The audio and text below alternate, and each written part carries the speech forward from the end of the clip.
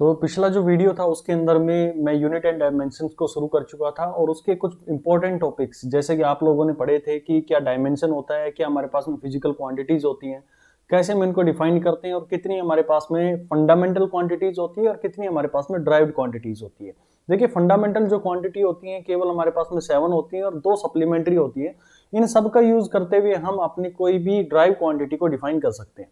ठीक है, अब उसके बाद में आपने देखा कि डायमेंशन जो हमारे पास में होते हैं वो ये बताते हैं कि किसी भी फॉर्मूले के अंदर में जो हमारे पास में फंडामेंटल क्वांटिटीज है वो कितनी बार अपने आप को रिपीट कर रही है। जैसे आपने एरिया का केस लिया था तो एरिया के अंदर में आपने कहा जी एरिया जो होता है वो मेरे पास में लेंथ इंटू में ब्रेड्थ होती है, लेकिन आप ओरिजिनली देखो तो यहाँ पर भी लेंथ मेरे पास में रिपीट हो रही है और यहाँ पर भी मेरे पास में लेंथ रिपीट हो रही है। तो ये दो चीजें आपने बताई और यहाँ से इसके डायमेंशन को आप लोगों ने लिख दिया। उसका तरीका क्या था कि इसको हम डालते हैं स्क्वायर ब्रैकेट के अंदर में और यहाँ पर हम लिख देते हैं कितनी बार रिपीट हुआ, L2 यहाँ पर रिपीट हुआ है। तो इस तरह से हम उसकी फॉर्मेशन करते थे। फिर आपने जो डायमेंशन के फॉर्मूलाज थे उनसे आपने सीखा कि हम कैसे इसके 4 स्टेप इसके अंदर में कवर कर सकते हैं कि क्या मेरे पास में फॉर्मूला जो है वो उसका करेक्ट है या नहीं है। दूसरा आप लोगों ने मेरे साथ में सीखा कि कैसे आप एक न्यू फॉर्मूला को डिजाइन करते हैं या फिर कोई भी अलग क्वांटिटी आप लोग को बोल दिया जाए, यानी कि आपने जो फंडामेंटल क्वांटिटीज थी जो 7 पड़ी हुई हैं उनसे हटके किसी को बोल दे कि भाई आप इनकी फंडामेंटल यूनिट्स यूज करो। जैसे फोर्स का fundamental unit as a fundamental unit का यूज कर लो, एक्सेलरेशन को as a fundamental unit use कर लो।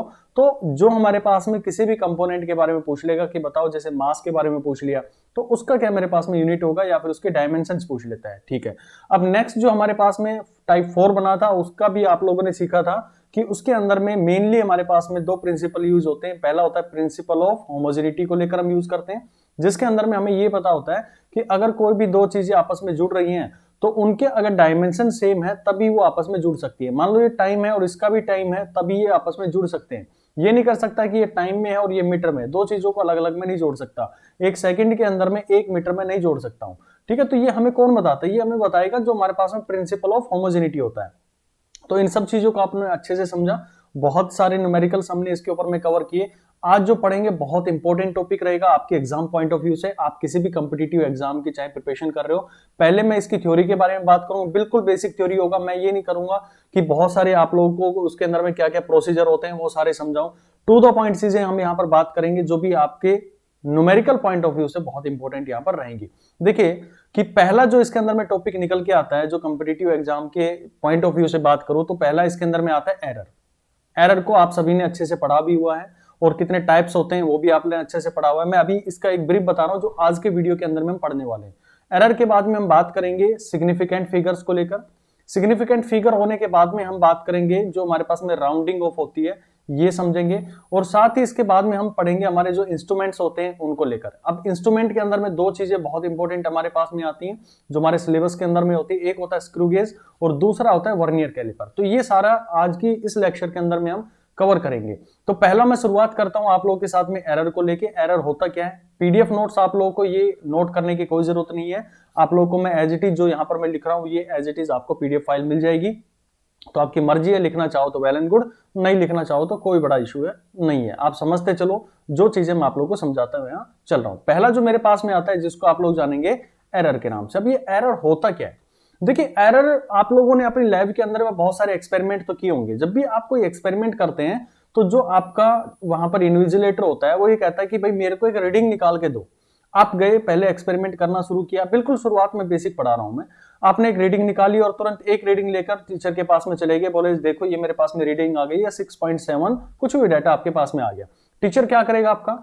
वो इसको फाड़ कर फेंक देगा, कहेगा कि भाई एग्जैक्ट वैल्यू मेरे को निकाल के दिखाओ। ये आपने एक रीडिंग से कैसे डिफाइन कर दिया कि ये इसकी लेंथ इतनी होगी। मान लो मेरे पास में ये कोई मेरे पास में स्केल है या कोई भी मेरे पास में टेबल है या कोई भी बैग है, कोई भी ऑब्जेक्ट है जिसकी लेंथ मुझे मेजर करनी थी। मैं क्या करता?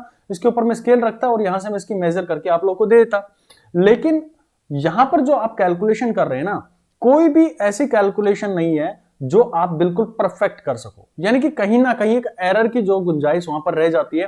हो सकता है कि आप जब रीडिंग ले रहे थे स्केल से इस साइड से अपना चेहरा करके इसकी रीडिंग को ले रहे हो सकता है दूसरा पर्सन था वो यहां से अपना चेहरा देखकर इस साइड से अपना फेस करके यहां से उस कैलकुलेशन को देख रहा हो। तीसरा बंदा किसी और तरफ से देख रहा हो, तो ये हमारे पास में क्या होता है कि अलग अलग रीडिंग्स यहाँ पर आ जाती हैं। तो ये जो चीजें आती हैं तो इनको हमें अवॉइड करना पड़ता है। तो पहले अगर हमने इनकी एरर को वहां पर कैलकुलेट भी कर लिया है, या फिर एरर मेरा सिस्टम के अंदर में आ भी रहा है, आपने गलत रीडिंग भी ले ली है, तो मुझे एटलीस्ट ये तो पता हो कि भाई मैंने कितना एरर उसके अंदर में कर दिया, अपनी कैलकुलेशंस के अंदर में कर दिया। तो इन्हीं चीजों को समझने के लिए आपको दो बहुत इंपॉर्टेंट टर्म्स यहां पर समझनी पड़ेंगी जब भी आप एरर का पढ़ते हैं। तो एक होती है मेरे पास में ट्रू वैल्यू और एक होती है मेरे पास में मेजर्ड वैल्यू। अच्छा, अब भाई आप कैलकुलेशन करना चाहते हो, देखो इसकी आपने कैलकुलेशन करनी चाहिए, कौन से वाले की, इस रोड की आपको कैलकुलेशन करनी थी। आपने कैलकुलेट करना चाहा, अगर आपको ट्रू वैल्यू पहले ही पता होती तो भाई आपको मेजर करने की जरूरत क्या थी। तो हम क्या करते हैं, जो ट्रू वैल्यू होती है ना, जो ट्रू वैल्यू होती है मेरे पास में गिवन तो नहीं है, लेकिन हम कुछ ऐसा करके एक ऐसा डाटा यहां से बना लेते हैं कि वो उसकी एक ट्रू वैल्यू कहलाने लगती है। अब मैथमेटिक्स के अंदर में सबसे बेहतरीन तरीका क्या है कि हिट एंड ट्रायल करते चलो, बार बार उसके अंदर में एक्सपेरिमेंट करते चलो और फाइनली उसका क्या ले लो आप, एवरेज ले लो। अगर ये आप कर लेते हैं, यानी कि आप उस पर्टिकुलर की लेंथ को बार बार नापो, एक बार एक्सपेरिमेंट किया, दूसरी बार एक्सपेरिमेंट किया, तीसरी बार एक्सपेरिमेंट किया, 4 बार 5 बार, कितनी बार आप उसके एक्सपेरिमेंट करो और उन सब का हम एक एवरेज ले लेते हैं कि लमसम उसके आसपास में मेरी वैल्यू आएगी। हो सकता है कि पहले आपने मेजर करना था 6.7 लेंथ थी मेरे पास में, आपने एक बार मेजर कर दिया 6.8 आई, हो सकता है कि एक बार दोबारा आपने किया तो 6.6 मेरे पास में आ गई। तो ऐसे जो वैल्यूज हैं वो चेंज आ रही थी, तो कहीं ना कहीं मैं एक फिक्स डेटा उसको नहीं दे पा रहा था। तो आपको क्या करना पड़ता है, ये पॉइंट बहुत इंपॉर्टेंट है, अच्छे से समझ लो भाई इसको, क्योंकि आप लोग इसको रटते हैं कि ट्रू वैल्यू अच्छा एग्जाम के अंदर में दे रखी होगी, हो सकता है नहीं देगा, तो तब क्या करोगे, तो आपको उसके अंदर में बहुत सारे वैल्यूज को जो है करना पड़ता है, एक्सपेरिमेंट्स करने पड़ते हैं, फिर उनको हमें क्या करना पड़ता है, इकट्ठा करके उसका एवरेज लेना पड़ता है। देखो कोई भी एग्जामिनर होता है ना, उसका सबसे फेवरेट टॉपिक होता है मेरे पास में एरर। क्यों होता है, क्योंकि डे टू डे लाइफ के अंदर में जो पेपर सेटर होता है ना, मान लो कोई ना कोई या तो प्रोफेसर बैठा होगा आप लोगों का, या कोई लेक्चरर बैठा होगा जो आपके इन एग्जाम्स को सेट कर रहा होगा, तो वो कहीं ना कहीं अपनी लैब के अंदर में भी काम करता होगा। तो लैब के अंदर में डे टू डे लाइफ के अंदर में वो इन एक्सपेरिमेंट से भी गुजरता होगा, और एक्सपेरिमेंट से गुजरता है तो वहां पर उसको ये एरर वाला खेल है ये भी देखना पड़ता है। तो वो चाहता है कि मैं कुछ ना कुछ प्रैक्टिकल लाइफ के साथ में जुड़ते हुए क्वेश्चंस को यहाँ पर सेट कर दूं। तो आपको अच्छे से समझते हुए चलना है कि क्या मेरे पास में ट्रू वैल्यू होती है और कैसे हम इसके अंदर में एरर को डिफाइन करेंगे। तो जो भी वैल्यूज है उनको हम लेते हैं और उसका क्या निकाल लेते हैं, एरर निकाल लेते हैं। ठीक है, अब ये जो सॉरी ये इसको हम ट्रू वैल्यू के नाम से जानते हैं। तो एरर को अगर मैं डिफाइन करना चाहूं एक लाइन के अंदर में, ये मेजर्ड वैल्यू के ऊपर में भी आऊंगा, इसकी भी कहानी समझाऊंगा आपको। तो एरर को आप निकालना चाहो तो एरर का एक सिंपल फॉर्मूला है कि ट्रू वैल्यू माइनस में मेजर्ड वैल्यू। आप इस फॉर्मूले को हमेशा याद रखेंगे कि जब भी आपको एरर कैलकुलेट करने के लिए बोला जाए तो एरर हम देते हैं ट्रू वैल्यू माइनस में मेजर्ड वैल्यू। अब यहां कहानी मैंने आपको समझाई कि ट्रू वैल्यू को कहां से निकाल कर लेकर आएंगे। अब बार बार उसकी कैलकुलेशन कीजिए, कैलकुलेशन करने के बाद में जो एक डेटा आपके पास में आएगा, यानी कि ऑन एन एवरेज जो हम निकालेंगे वो उसकी ट्रू वैल्यू होगी। और जो आपने मेजर करी थी, मान लो पहला एक्सपेरिमेंट आपने किया, उसकी लेंथ को 6.7 निकाला, दूसरी बार आपने एक्सपेरिमेंट किया 6.6 आया आपके पास में, और फिर तीसरा एक्सपेरिमेंट आपने किया तो 6.8 आया आपके पास में। तो हो सकता है कि जब मैं इसकी ट्रू वैल्यू यानी कि जो एवरेज निकालूं, इनका ऑन एन एवरेज निकालूं, तीनों का मैं एवरेज करके निकालूं, तो कितना बनेगा, ये मेरे पास में बन रहा है 8 से 14 7 21। तो ये मैं इसको मान लेता हूँ 6.68 और इसको मैं मान लेता हूँ 4 मान लेता हूँ, 8 6 14 और 4 18 हो गया। तो ये मेरे पास में 9 आ गया, यानी कि ऑन एन एवरेज मेरे पास में 6.9 इसकी वैल्यू यहाँ पर, सॉरी 6.9 नहीं रहेगी भाई, इसको एक बार करके देख लेते हैं। चलो अभी मैं इन डेटाज के ऊपर मैं दोबारा से आऊंगा, अभी जो एग्जैक्ट डेटा होगा उसको भी मैं कैलकुलेशन के साथ में लेकर आऊंगा आप लोगों के लिए। तो यहाँ पर आप लोग देखेंगे ट्रू वैल्यू है, जो भी वैल्यू आपकी यहाँ पर आएगी यानी कि इनकी एवरेज आएगी, उसके अंदर में मेजर्ड वैल्यू, मान लो आपने पहला जो डेटा था ये इसके अंदर में माइनस किया तो यहां से वैल्यू निकलेगी, फिर आपने दूसरा डेटा था ये इसके साथ में माइनस किया तो कुछ वैल्यू निकलेगी, फिर तीसरा आपके पास में डेटा था उसको आपने माइनस किया तो मेरे पास में क्या आ रहा है, डिफरेंट डिफरेंट एरर यहाँ पर आ रही है। तो दो चीज समझो, ट्रू वैल्यू और मेरे पास में मेजर्ड वैल्यू। अब ये जो एरर आपने निकाला है, ये एरर कितने तरीके हो सकते हैं मेरे पास में। एरर जो होता है हमारे पास में दो तरह का हो सकता है, एक होता है मेरे पास में रैंडम एरर और दूसरा होता है यहाँ पर आपके पास में सिस्टमेटिक एरर। अब सिस्टमेटिक एरर का मतलब क्या होता है कि भाई जो मेरे पास में सिस्टम है, यानी कि हम जो सिस्टम आपने यूज किया या कोई डिवाइस यूज किया है, उसके कारण में अगर आपकी कैलकुलेशन के अंदर में कोई भी चेंज आ जाता है, मान लो आपने जो स्क्रू गेज लिया या कोई भी अपने स्केल लिया है, मान लो आपने स्केल लिया था जिसकी रीडिंग जो है 0 1 2 3 ऐसे स्टार्ट होती है, लेकिन स्केल क्या था आपका यहां से टूटा हुआ है। तो इसके कारण में अगर कोई एरर आ गया और आप यहां से कैलकुलेशन करेंगे, यानी कितना स्केल आप यूज कर रहे हैं, तो आपका ये हिस्सा तो टूटा हुआ है ना। तो ये हो क्या रहा है, आपके सिस्टम की वजह से, यानी कि आपने जो चीजें यूज करी हैं उनकी वजह से ये मेरे पास में एरर आ गया है। तो ये जो एरर होता है आप इनको क्या बोलते हैं, सिस्टमेटिक एरर है। और रैंडम एरर मेरे पास में जो कैलकुलेशन हम करते हैं, तो वो जो हमारे सिस्टम के अंदर में नहीं होता, ये सिस्टम से डिफाइन नहीं होता है, जो हम कैलकुलेशन करते हैं, यानी ह्यूमन बीइंग जो अपनी अलग अलग कैलकुलेशन, कभी जो मेरे पास में सिस्टम यहां से रीडिंग ले लिया, या फिर यहां से रीडिंग ले लिया, या फिर यहां से रीडिंग ले लिया, ऊपर खड़ा होके या फिर थोड़ा टेढ़ा होके या दूसरी साइड में अगर आके देख लेता है, तो जो वैल्यूज है वो कहीं ना कहीं डिफर कर जाती है। तो ऐसे जो एरर होते हैं हम इनको क्या बोलते हैं, रैंडम एरर के नाम से हम इनको जानते हैं। अब ये जो एरर आता है मेरे पास में, ये पॉजिटिव भी हो सकता है और मेरे पास में नेगेटिव भी हो सकता है। पॉजिटिव एरर भी हो सकता है और मेरे पास में नेगेटिव एरर भी हो सकता है। जैसे मान लो मेरे पास में कैलकुलेशन थी, मैंने एवरेज वैल्यू मान लो मेरे पास में 6.7 थी, मैंने मेजर किया और मेजर करने के बाद में इसकी लेंथ जो आई मेरे पास में 6.5 आ गई है। तो यहां पर आपका एरर कितना बना, यहां से बना 0.2 प्लस का, ये मेरे पास में ट्रू वैल्यू थी और ये मेरे पास में मेजर्ड वैल्यू थी। लेकिन किसी के दिमाग में आया नहीं जी, मेरा ट्रू वैल्यू तो ये था, लेकिन मैंने जो कैलकुलेशन करी है वो कहीं ना कहीं 6 पॉइंट मेरे पास में आ गई, 8 आ गई मान लो। तो यहां पर आपका एरर कितना आ गया भाई, 0.1 आया है और कैसा, माइनस के अंदर में आपका एरर यहां पर आ गया। तो जो एरर होता है ना वो पॉजिटिव भी हो सकता है और मेरे पास में नेगेटिव भी हो सकता है। तो पॉजिटिव से आपको ये समझ में आना चाहिए कि आपका जो ट्रू वैल्यू था, ट्रू वैल्यू एग्जाम के अंदर में गिवन नहीं है, आप बहुत सारे एक्सपेरिमेंट करेंगे और उनका क्या निकाल लेते हैं, ऑन एन एवरेज निकाल लेते हैं। जैसे मैं अभी आपको समझा दूं, मान लो कोई भी एक्सपेरिमेंट किया और उसकी रीडिंग पहले मेरे पास में R1 आ गई है, दूसरी रीडिंग मेरे पास में R2 आ गई है, तीसरी रीडिंग मेरे पास में R3 आ गई है, चौथी रीडिंग मेरे पास में R4 आ गई, और ऐसे आपने Rnth टाइम तक आपने एक्सपेरिमेंट्स किए हैं। तो हमें ट्रू वैल्यू नहीं पता है, तो ट्रू वैल्यू के लिए हम एक शॉर्टकट यहां पर यूज करते हैं कि जो रीडिंग की एक ट्रू वैल्यू अगर मैं यहां पर देना चाहूं, तो मैं ये कर सकता हूं कि R1 प्लस में R2 प्लस में R3 ऐसे सोन जितने भी मेरे पास में टर्म्स हैं, इन सबको मैं उठाऊंगा और यहां पर मैं क्या कर देता हूं, उसको n टर्म से डिवाइड कर देता हूं। तो यहां पर आपका क्या आ गई, R ट्रू आ गई है, या फिर आप कहो कि ये मेरे पास में क्या आ गई है, R एवरेज वैल्यू आ गई है। और इसी को आप आगे से किस नाम से जानेंगे, this is known as average value या फिर ट्रू वैल्यू।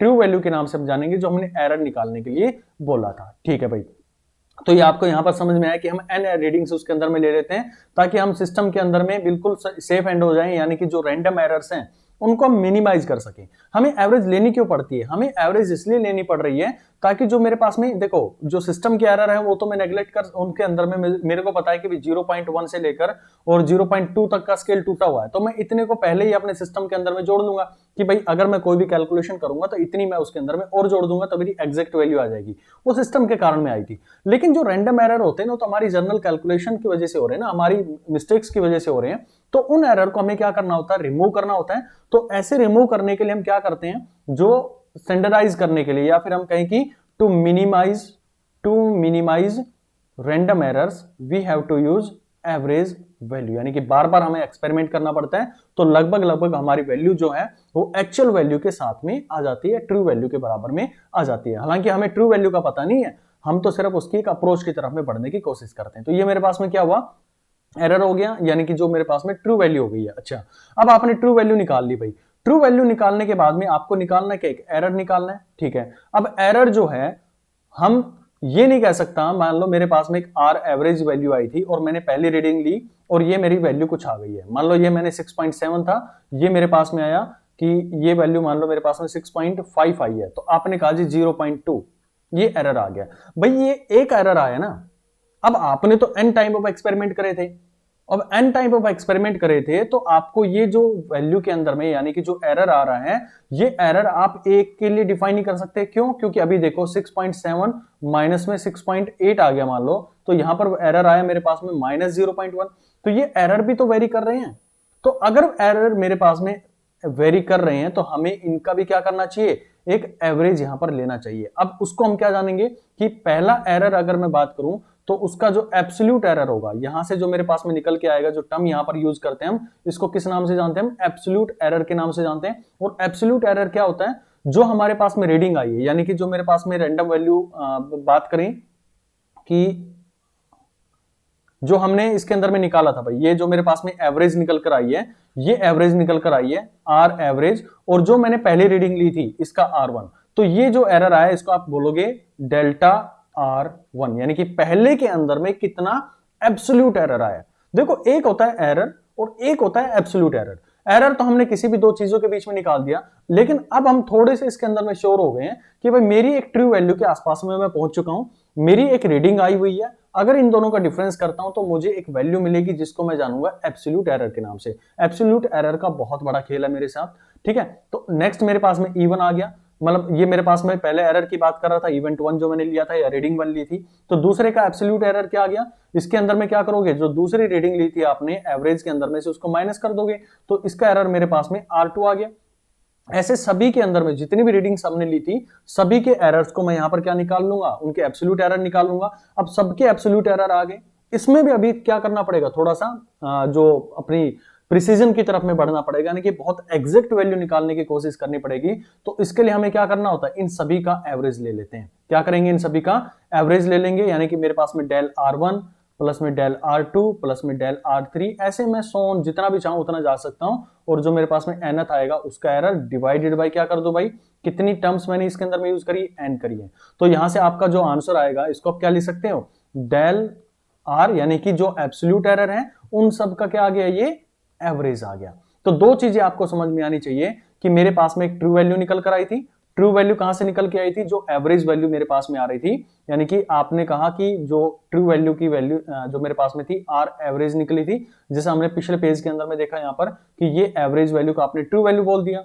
और ये जो एरर आया आपके पास में, यहां पर आपके पास में ये जो एरर आ रहा है इसको क्या बोलते हो आप, ये मेरे पास में हो गया है जो एब्सोल्यूट एरर हो गया है, यानी कि एब्सोल्यूट एरर आप लोग इसका एवरेज ले लेंगे तो एब्सोल्यूट एरर का ये मेरे पास में एक एवरेज यहां से आप इसका डिफाइन कर सकते हैं। तो यहां पर मैं क्या बोलूं कि अगर मुझे ये लिखने के लिए बोल दिया जाए कि आपकी कोई रीडिंग है, वो रीडिंग को कैसे लिखोगे आप लोग, तो उसके लिए मुझे फॉर्मूला पता है कि कोई भी रीडिंग मेरे पास में आई है तो पहला तो मुझे ये पता होना चाहिए उसकी एवरेज वैल्यू क्या है, प्लस माइनस, यानी कि जो एब्सोल्यूट एरर है आपका वो प्लस भी हो सकता है और माइनस भी हो सकता है। तो उन सबकी एवरेज मैंने ली है, तो यहां से आप लोग उसके डिफाइन करेंगे आर एवरेज। तो ये आपको वैल्यूज अपनी लिखनी आनी चाहिए। कोई भी रीडिंग आपको लोगों को मिलती है तो आपके उसके अंदर में दो फॉर्मेशन होती है, एक तो एवरेज वैल्यू आई कहां से, जो हमने रीडिंग्स ली थी उन सब का एवरेज, जिसको हमने ट्रू वैल्यू के नाम से भी जाना था। और ये वैल्यूज क्या आई है, जो मेरे पास में उनके एरर आ रहे थे उनका हमने क्या कर दिया, एक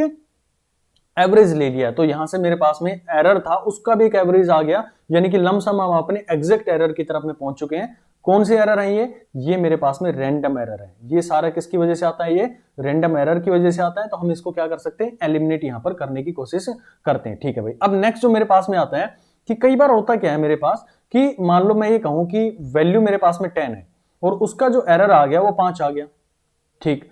फिर मैं दूसरे की बात करूं कि 5 आ गया और दूसरा कहूं मैं 10 प्लस माइनस 0.1 एरर आ गया, तो कौन सा डिवाइस मेरे लिए बेटर है, कौन सा डिवाइस मेरे लिए बेटर है। तो आपको इसके अंदर में एग्जैक्टली बता नहीं सकते हो सकता है कि मैं वैल्यू ये कह दूं कि इसकी मैं 100 कर दूं, तब मैं कहूं कि 5 का इफेक्ट आ रहा है। मैंने कहा कि इसके अंदर में जो एरर आया वो 5 आया और इसके अंदर में 0.1 आया है। हो सकता है कि मैं इस वैल्यू को क्या कर दूं, 1000 कर दूं, तब आप कैसे इसको डिफाइन करोगे। तो हमें इन सब चीजों से बचने के लिए कि जो वैल्यूज हैं वो चेंज हो रही हैं बार बार में, क्योंकि अगर मैंने कहूं कि 10 में से 5 है तो बहुत बड़ा एरर था, लेकिन अगर मैं 100 के ऊपर में 5 के एरर की बात करूं तो वो थोड़ा एरर कम लगता है मेरे को, और उसी को मैं 1000 के ऊपर में बात करूं तो ये 5 का जो एरर है बहुत छोटा उसके लिए काम करेगा।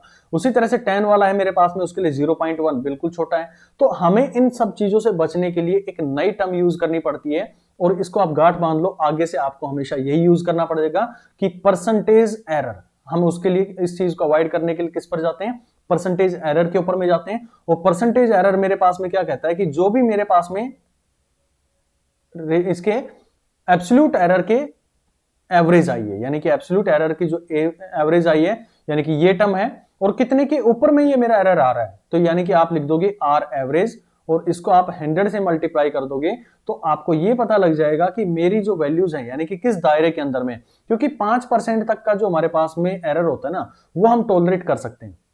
लेकिन अगर ये एरर जो है वो बढ़ गया है, 5% से ऊपर चला गया, 20% चला गया, 30% चला गया, तो हमारे लिए टॉलरेबल नहीं है। ऐसे डिवाइसेस हमें यूज नहीं करनी चाहिए। जैसे इस क्वेश्चन के अंदर मैं बात करूं मैं कि 10 था और इसका आपने दे दिया +-5, तो इसके ऊपर में एरर निकालोगे आप लोग, तो 5 का एरर मेरे पास में आ रहा है, किसके ऊपर में, 10 के ऊपर में, और कितनी परसेंटेज चेंज करनी है तो मेरे पास में इसको मैंने 100 से मल्टीप्लाई कर दिया, तो यहां से आया मेरे पास में 2 और ये आ गया 50%। अब 50% का ये एरर दे रहा है, मेरा जो डिवाइस है जिससे मैं कैलकुलेट कर रहा हूं वो 50% का एरर मुझे दे रहा है। अब इसी कैलकुलेशन को मैं चेंज करता हूं, इसको 100 कर दिया। अब देखो इसके अंदर में 5 डिवाइडेड बाई 100, क्योंकि 5 का एरर आ रहा है किसके ऊपर में, 100 के ऊपर में, तो यहां पर मेरे पास में पता लगा कि मैं इसको 100 और ये टोटल जो मेरे पास में एरर आया वो 5% आ गया। तो इससे मैं ये पता लगा सकता हूं भाई, मुझे इससे ये कंफर्म नहीं हो पा रहा था कि ये एरर ज्यादा है या कम है, इससे मुझे कंफर्म नहीं हो पा रहा था एरर ज्यादा है या कम है। लेकिन यहां से, क्योंकि एरर तो मैं 5 का ही दे रहा हूं ना दोनों के अंदर में, लेकिन यहां परसेंटेज से मुझे पता चला कि यार ये डिवाइस अगर मैं यूज करूंगा ना तो मेरे लिए कैलकुलेशन जो है वो बिल्कुल गलत आएंगी। लेकिन अगर मैं इस डिवाइस को यहां पर यूज करूंगा तो मेरी कैलकुलेशन जो है वो लगभग जो हमारी ट्रू वैल्यू है उसके आसपास में बढ़ेंगी, उसके आसपास में आने की कोशिश करेंगी। या फिर मैं ये कहूं कि 100 प्लस में 2 प्लस माइनस आ रहा है, तो यहां पर आपका एरर जो है वो 2 डिवाइडेड बाय 100 और यहां पर आपका 100 और 100 से 100 कैंसिल, यानी कि 2% के दायरे में मेरा जो एरर दिखा रहा है। तो ऐसे ही हमारे पास में जो कैलकुलेशन आप लोग को यूज करनी है आगे से, तो परसेंटेज एरर का आप लोग ध्यान रखेंगे कि बार बार आपको एग्जाम के अंदर परसेंटेज एरर ही दिया जाएगा, और परसेंटेज एरर से आप लोग के दिमाग के अंदर में तुरंत एक चीज क्लिक करनी चाहिए कि अच्छा ये एब्सोल्यूट एरर है, जो एब्सोल्यूट एरर आए उनकी एवरेज है, और जो मेरे पास में ट्रू वैल्यू है उनकी जो एवरेज आई है, यानी कि जो ट्रू वैल्यू को हम आर एवरेज भी लिखते हैं, उन दोनों का रेशियो है और इनटू में 100 है। तो आपको वहीं से इन कैलकुलेशन भी करनी आनी चाहिए। हो सकता है कि वहां से आपको आर एवरेज निकालना पड़ जाए, हो सकता है वहां से एब्सोल्यूट एरर आप लोग को निकालना पड़ जाए। तो आगे से ध्यान रखेंगे कि जो भी कैलकुलेशन आप लोग को करनी है वो परसेंटेज एरर के अंदर में प्रीफर करें करना। चलो नेक्स्ट हम देखते हैं इसके अंदर में। अब हम देखते हैं कुछ और इंपॉर्टेंट टॉपिक इसके अंदर में। मान लो मेरे पास में एक स्केल है, ये मेरे पास में एक स्केल है जिसके अंदर में ये रीडिंग मान लो कि शुरू हो रही है, यहां से आपका शुरू हो रहा है 6, फिर 1। ऐसा आप लोग स्केल देखते हैं ना जो नॉर्मल आप अपनी लाइफ के अंदर में यूज करते हैं कैलकुलेशंस वगैरह नापने के लिए कोई चीज, तो ये 1 2 3 4 और ये 5 पे फिर थोड़ी बड़ी होती है, यहाँ पर 6 7 8 ऐसे रहते हैं हमारे पास में, कैलकुलेशन हम करते रहते हैं। हमें जिसकी लेंथ मेजर करनी थी, मान लो ये कुछ ऐसा हुआ कि ये 5 6 7 यहां पर मेरे पास में आ गया। यहां पर मेरी लेंथ जो है वो कैलकुलेट करनी है मेरे को इस रोड की, हो सकता है पीछे से मेरे पास में रोड रखी हो। तो आप इसको कैलकुलेट कैसे करते हैं, यहां से आप लोग कैलकुलेट करेंगे कि 6, फिर आपका पॉइंट 1 पॉइंट 2 3 4 5 6 7, यानी इसकी लेंथ जो मेरे पास में 6.7 है। ठीक, अब इसकी कैलकुलेशन अगर आप लोगों ने 6.7 दे दी तो कितने लोग कहते हैं कि ये मैंने सही कैलकुलेट किया है। तो अगर आप लोग भाई अपने किसी लैब के अंदर में ऐसा काम कर रहे होते तो आपकी फाइल जो है वो फाड़कर फेंक दी जाती थी। क्यों? क्योंकि भाई आप ये भी तो देखो कि ये मेरा एग्जैक्ट 7 पर नहीं आ रहा है, कोई ना कोई इसके अंदर में क्या है, एक और एड ऑन है, यानी कि थोड़ी सी और लेंथ इसके अंदर में हम जोड़नी पड़ सकती है। तो वो जो मेरे पास में होता है, तो हम यहां पर इसके साथ में वो लिखते हैं जो मिनिमम से मिनिमम मेरा स्केल मेजर कर सकता है, यानी कि इतना एरर हो सकता है, ये 6.8 हो जाए, हो सकता है ये मेरे पास में 6.6 हो जाए। तो हमें इनके एरर जो है, यानी कि जो रैंडम एरर यहां पर बन के आएगा, तो मुझे यहां पर जो +-1 आप लोग लिखते हैं 0.1, इसका 0.1 का मतलब समझो। इस 0.1 का मतलब है कि जो भी मैं स्केल यूज कर रहा हूं, इस वर्ड को गांठ बांध लेना भाई, बहुत इंपॉर्टेंट है ये, जो भी मैं स्केल ले रहा हूं वो कम से कम इतना मेजर कर सकता है, ये इसका मतलब होता है। और इसी को आप जानते हैं लिस्ट काउंट। आगे और समझेंगे जब मैं वर्नियर कैलिपर आपको पढ़ाऊंगा, तो बहुत अच्छे से इसके ऊपर मैं डिटेल में आप लोगों से बात करूंगा। तो अब देखो यहां पर आपने कहा कि 6.7 है, ±0.2 मेरे पास में आ गया मान लो। तो इसका मतलब क्या हुआ, इसका मतलब है कि ये जो स्केल है ना जो मैं यूज कर रहा हूं, इसमें कम से कम मैं 0.2 सेंटीमीटर को मेजर कर सकता हूं, या फिर 2 mm को मैं मेजर कर सकता हूं। यानी कि ये जो गैप बन के आ रहा है ना आपका, ये आप ये कह सकते हैं कि 1 सेंटीमीटर का है। ठीक है, ये मेरे पास में कितना हो गया, सॉरी 0.1 सेंटीमीटर का मेरे पास में। यहां से आप लोग इसके अंदर में देखेंगे 1 mm आप उसको बोल सकते हैं। तो मेरे पास में ये जो लेंथ आपके निकल के आ रही है, इन दोनों का गैप है, कम से कम मैं इतना मेजरमेंट कर सकता हूं। तो ये जो यहां पर लिखा होगा आगे से, इसको आप हमेशा क्या मान के चलेंगे कि इतना उसके अंदर में एरर आ सकता है कितना, जितना वो वैल्यू कम से कम मेजर कर सकता है। कौन? जो मेरे पास में डिवाइस है या फिर मेरे पास में स्केल है। फिर से सुनो इसको कि ये जो प्लस माइनस 0.1 लिखा हुआ है, ये वो एरर है जो मेरे डिवाइस के अंदर में, यानी कि मेरी जो कैलकुलेशन है उसके अंदर में आएगा। और ये कौन मेजर कर रहा है? ये जो मैंने स्केल यूज किया है या फिर जो भी डिवाइस किया है, उसका ये मिनिमम से मिनिमम मेजरमेंट करने का एक छोटा सा टुकड़ा है, या फिर हम कहें कि इतनी छोटी मेजरमेंट वो कर सकता है, 0.1। तो आप जो नॉर्मल स्केल अपने लाइफ के अंदर में देखते हैं, उसके अंदर में गैप जो बना होता है वो 0.1 का होता है। तो ये गैप जो है मेरे पास में जो वैल्यू थी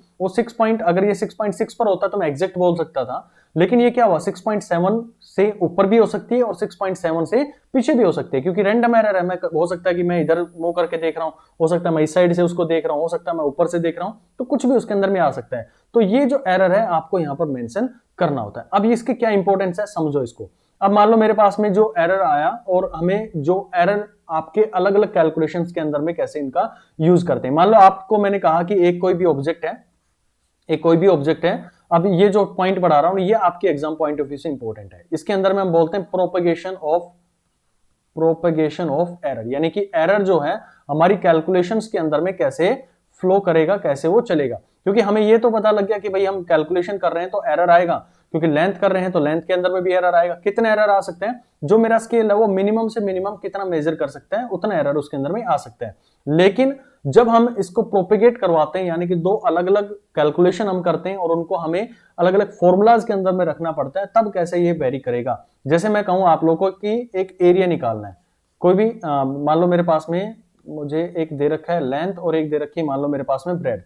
मैंने ब्रेड्थ मान ली किसी चीज की है 6.7, और क्योंकि मैं उसको मेजर कर रहा हूं स्केल के साथ में, मान लो यहाँ पर मेरे पास में एक मोबाइल फोन है, इस मोबाइल के फोन के ऊपर में मैंने क्या किया, एक स्केल रखा और उसकी कैलकुलेशन कर ली। इसकी लेंथ मैंने नोट करी 6.7, नॉर्मल स्केल से मैंने कैलकुलेट किया, लेकिन मैं नॉर्मल स्केल के अंदर में एग्जैक्टली वैल्यू नहीं ले सकता, तो मुझे उसका एरर भी डालना पड़ेगा। और एरर डालने के लिए मैंने उसको कहा 0.1 है। बहुत सारी कैलकुलेशन मैंने करी और फाइनली ये मेरे पास में ट्रू वैल्यू और ये मेरे पास में एवरेज वैल्यू निकल कर आ गई है। ठीक, अगला मेरे पास में लेंथ आया, इन वर्ड्स को समझते चलो।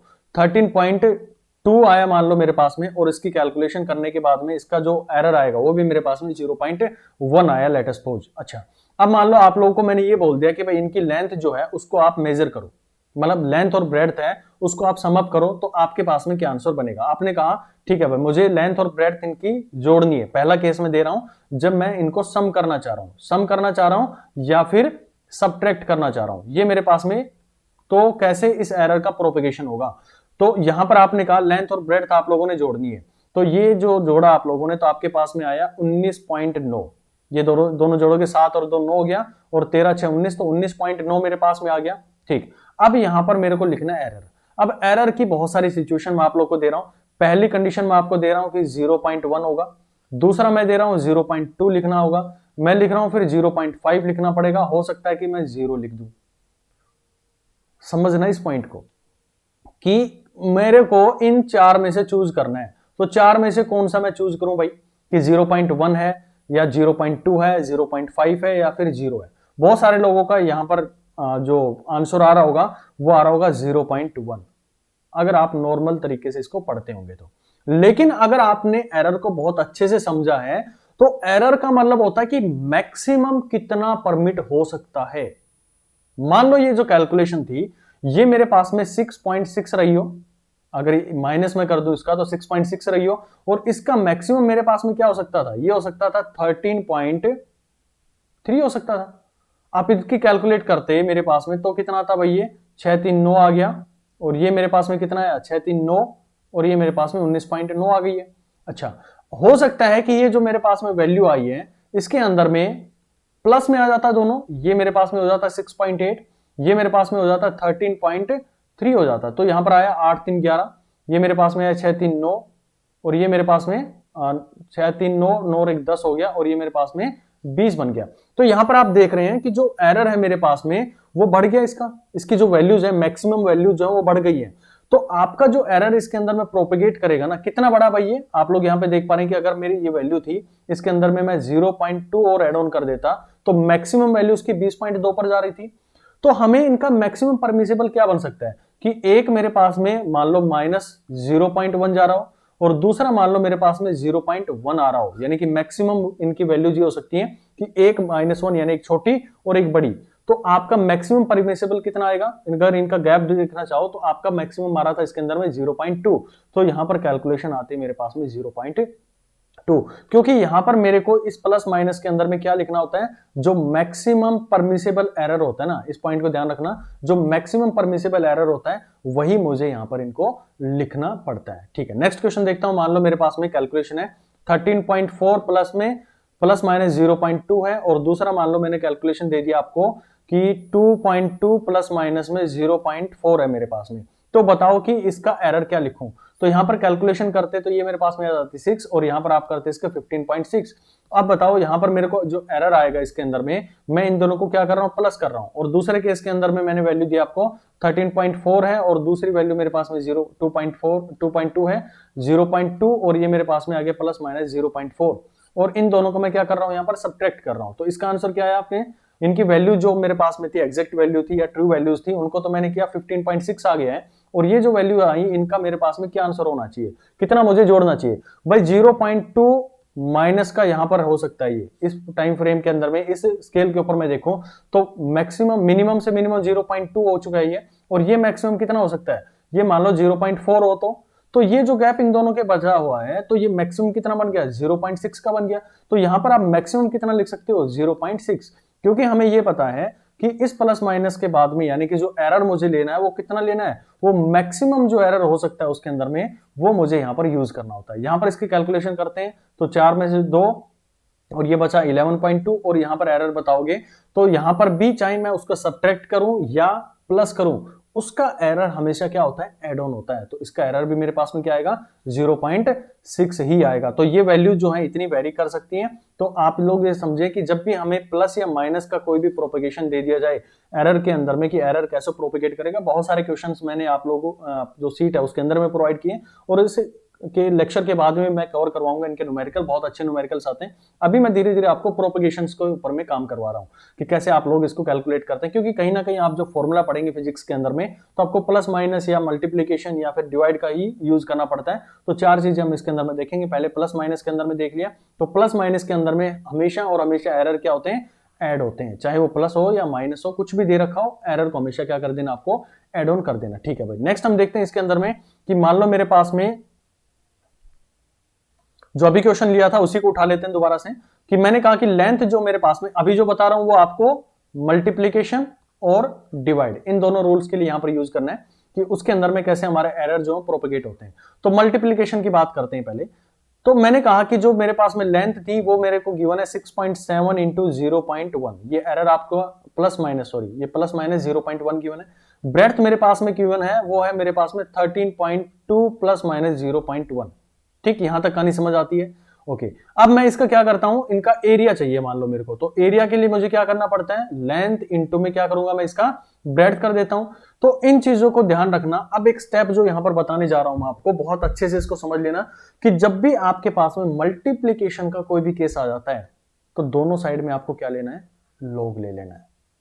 पहली चीज, दोनों साइड में क्या लेना है, उनका लोग लेना है, और उसके बाद में उसका क्या करना है, डिफरेंशिएशन करना है, यानी उनको क्या कर देना, आपको डिफरेंशिएट कर देना है। बहुत इंपॉर्टेंट पॉइंट है ये, पॉइंट आप हमेशा याद रखेंगे कि जब भी आपके पास में चाहे डिवाइड का आए या फिर मेरे पास में मल्टीप्लीकेशन का कोई भी केस आ जाए, बहुत इजी बन जाएगी आप लोगों की कैलकुलेशन। इससे कैसे समझो कि मान लो मैं एरिया को यहां पर मैं लिख रहा हूं भाई, अब ए लिख देता हूं, तो मैंने इसका लॉग लिया, तो लॉग नेचुरल मेरे पास में क्या आ गया, ए, और यहां पर आप लोग इसका लॉग नेचुरल करेंगे, उसके ऊपर में कंप्लीट पे लॉग लगाएंगे, तो आपको पता है कि जब भी मल्टीप्लीकेशन होता है तो लॉग की वैल्यूज यानी कि जो मेरे पास में लॉग निकलेगा इनकी, जो इंडिविजुअल आप अगर इनको देखना चाहेंगे तो इन दोनों का क्या हो जाता है, सम हो जाता है, यानी कि लॉग नेचुरल एल प्लस में लॉग नेचुरल में बी। अब आपको ये भी समझ में आया होगा कि मैंने क्यों कहा कि लॉग लेना है। तो लॉग लेने से फायदा ये होता है कि अगर मान लो मेरे पास में लॉग ए बी है तो ये बन जाता है लॉग नेचुरल ए प्लस में लॉग नेचुरल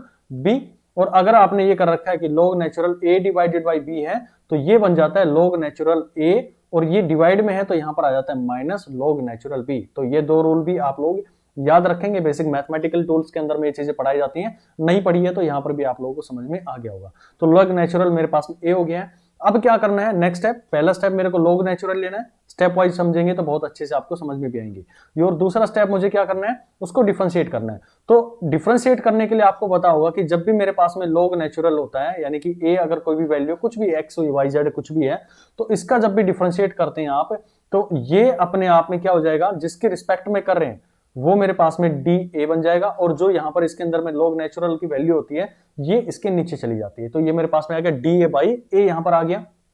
ठीक, तो यहां से आपने इसको डिफरेंशिएट किया तो क्या आ गया, डी ए डिवाइडेड बाई ए आ गया मेरे पास में। और यहां पर इसके अंदर में आप लोग का जो आएगा, तो एल को कर रहे हैं आप, तो डी एल डिवाइडेड बाई, यानी उसकी चेंज कितना है, कितना एरर उसके अंदर में है, डिवाइडेड बाई एल हो गया, प्लस में ये मेरे पास में हो गया डी बी डिवाइडेड बाई में उसका ओरिजिनल वैल्यू जो यहां पर आपके पास में गिवन था। ठीक, अब देखो कि डी जो है वो कहीं ना कहीं मेरा एरिया के अंदर में एरर है।